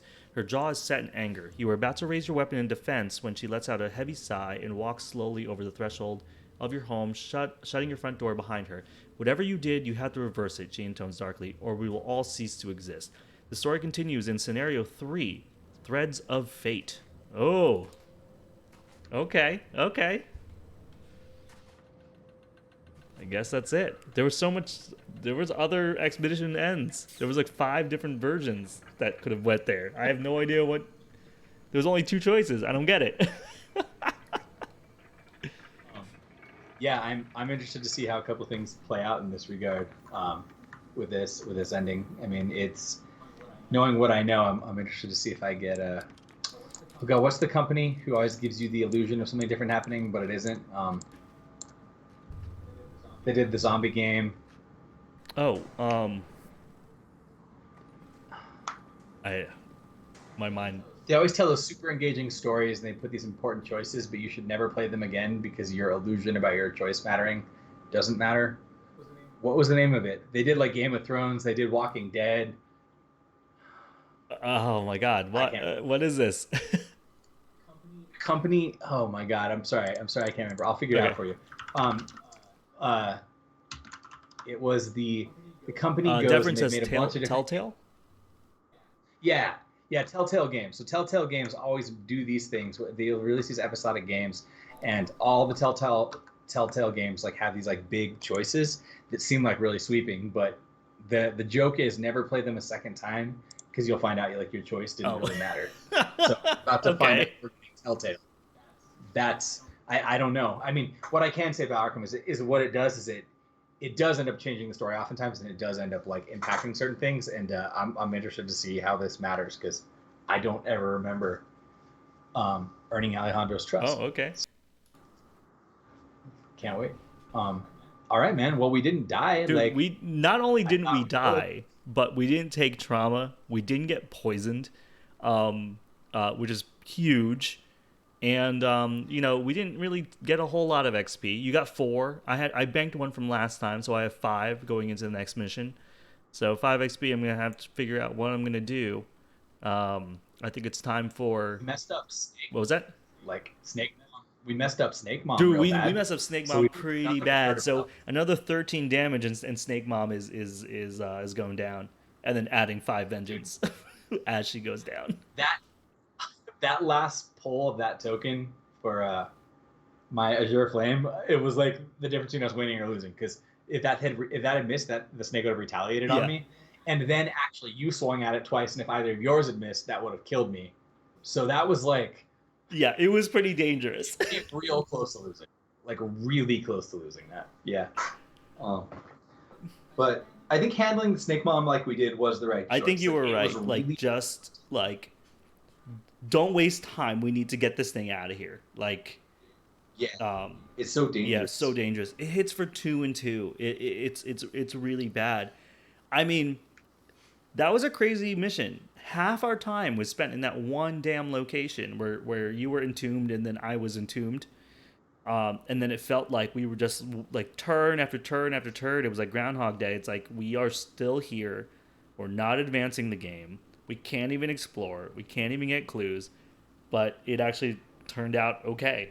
We got a few bad card rounds that weren't that bad. And I think because we had cycled through all the bad stuff already, I can't believe I got like that mysterious hex 5 times that game. So that means that I lost at least 27 cards because it hit a couple times. I think. So like I lost, yeah, like 26, 27 cards. I lost a whole deck. You lost so much. Yeah, you got hit by that so many times. You did. That was crazy. And what's kind of weird about this mission is like I played the original version multiple times, and it feels so different. Like this version adds 2 more locations, so instead of being kind of like a wide rectangle you can go down, the original one just has like one branch and then another mini branch, and like you basically have to go down it. And so there's totally new versions of the entryway, ancient hall, grand chamber, and chambers of time. And then I think the snake pit didn't exist before, and at least one other location, the tomb of the ancients, maybe is that one of the ones? Yeah, those ones I don't think existed. So So interesting. it's weird because it feels really different than the original. And the original was scary as hell too, man. Like it was so bad. But I can't believe how different this kind of feels. It actually feels like kind of a different mission, but not in a bad way at all. But uh, what I'm trying to get at is if you play this on just regular non-return Yeah. to, it'll feel different. I do remember it, so it's kind of interesting that you could kind of enjoy both and just have a different No, experience. that's definitely cool. That's cool. You know what? And I am really liking our supply loadout right now. I think we're like everything is being used. The only weird one is I picked up medicine because I was like certain we were gonna get poisoned again. Which I'm sure we're gonna get poisoned sometime in the campaign, right? We just have We to. have plenty of right. There's going to There's be gonna be snakes snakes in throughout every this single whole. one. So So the chances are high, I think you're going to. but like Yeah, had I used that 2 supply points to get I don't know anything else, it's like who knows. honestly, with this playthrough right here, I don't think it mattered. We happened to hit every location we needed with stuff we had, except for the one with Yeah, rope. And the rope right here, it it wouldn't have doesn't actually even made a matter. difference. Yeah. So, no, your binoculars being able to save me from going in the snake pit was Yep. massive. I chalk stopping that one engine Oh, extra the vengeance chalk means was so good, snakes. dude. Yeah, they didn't have it, so like I think we actually chose really, really well, and I'm I'm excited to move forward. What I'm gonna say in our defense, I thought about this, and even though we had baby bag at the Yep. beginning, don't forget we did the entire last mission with your mark card being half blank. Yep.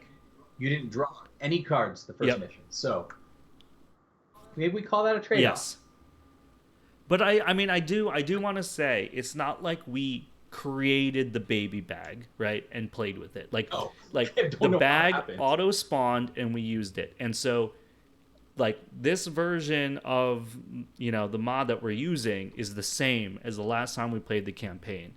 So we literally use the same bag that we've been using for the last campaign, and that bag with the 2 elder things in it, like we hit tentacles. We were getting double elder things.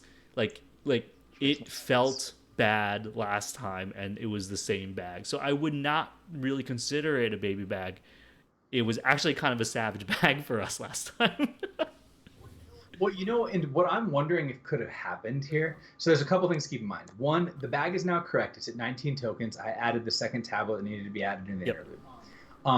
What I'm wondering, and I'm gonna say this on camera so that people who are also playing keep this in mind. When you're playing Arkham and you're playing a campaign, you need to save your bag, because if you just load in like mission 3 or 4 or whatever, it's gonna default the bag that comes if you're playing as a standalone. So what Lyle and I do is we save the bag. However, my guess of what might have happened is that I think if one of us clicked a button to pull a token out of the bag and it was sitting down here on our board, and you saved the bag right now, see it says 18 tokens. So one of us might have had a 6 sitting in front of us when you saved the bag. That is actually a legitimate thing, because at the end of the game here, we're not so, we don't care really about cleanup. It's digital, right? There's some cleanup I do by throwing all this stuff in a bag and saving it. So I don't like to mess with it, but like I'm not going around cleaning up the play areas. So that you know what? Now that you're saying it, like that is actually a legitimate probable thing that we've done before, I'm sure. So yeah, it's just that in the beginning of each scenario now we'll just double check the bag. Right now you're saying that there's 19 things in here, so like there should be 19 tokens when we start the next scenario. And we'll just double check that we have like extra tablets in there. I'll put on our campaign guide, so I save it over here. Okay. I can put this over here and just put 19 tokens total. Okay, cool. Yep, and cool. And then you already have the tablets added, 2 tablets added. Perfect. Oh, and you know what? I'm going to erase this Alejandro starts with $2 next mission, because I'm going to read that and be like, do I? Yeah, so that should be updated. So yeah, that's the other thing. I have the Mysterious Scepter down in here. We have the Relic of Ages. So I'll do the same thing if I'm going to put the Relic of Ages up there for you. This is a supply section only. Oh, right. Yep. Cool.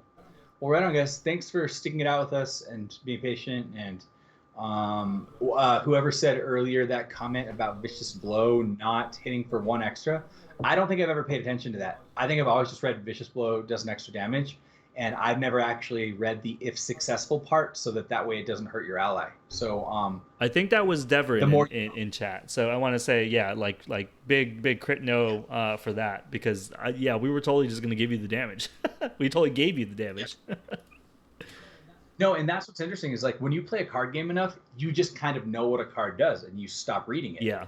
And sometimes the way you remember it's just slightly wrong. Right. And so Vicious Blow has in my head always become you get 1 fist icon and do 1 damage, or if it's XP, it's 2 fist icons to do 2 damage as long as you succeed by 2 or more. And I never remembered if you succeed. Right.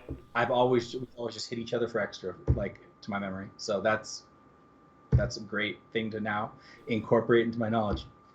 Really, really, really sweet, dude. I'm very pleased. I'm very pleased with this. I feel like I also feel like our decks are just, when they get online, they feel really good. Like when you have all your assets out and you're doing crazy amount of things, I think that's great. I think all my tech cards that I don't get to use, that I get to like at the end there, it was like hiding spot, double shortcut, like all that. Like it feels great when you get to use the things in your deck that you put in for like the just in cases, the utility cards.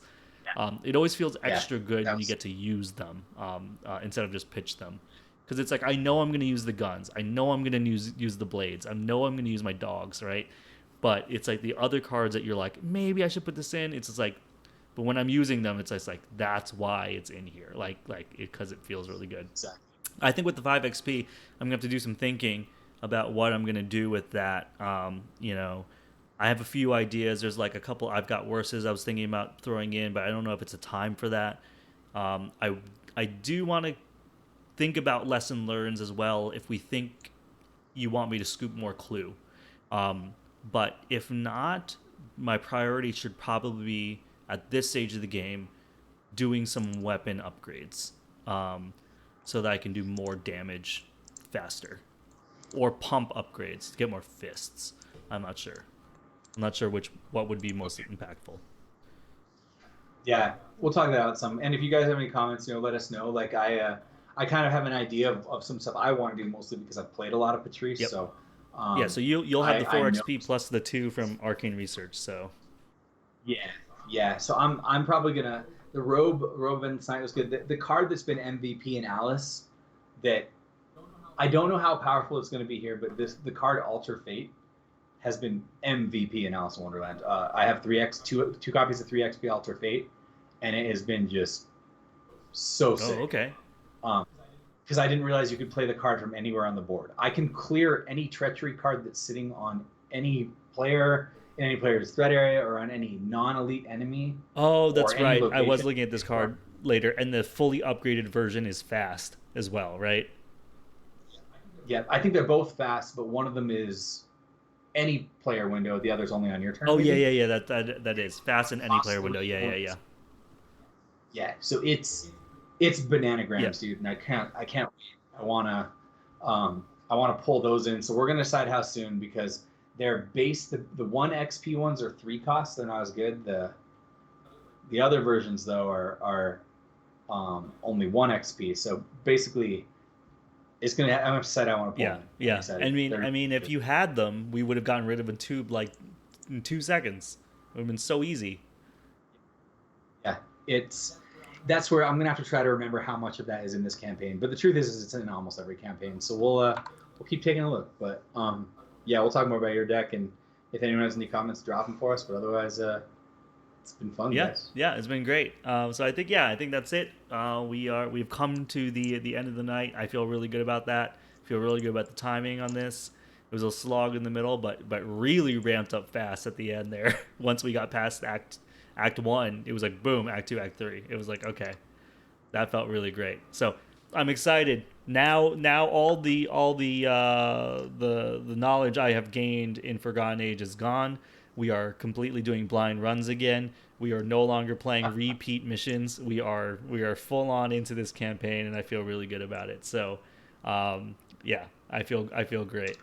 And with that, I think we're gonna sign off. Matt, do you have anything else you want to say before we go? No, I think I'm all good. All right, man. Cool. Chris and I will see you tomorrow afternoon for our day stream. And peace, good gaming, and good night, everybody. Peace, gaming. Good night.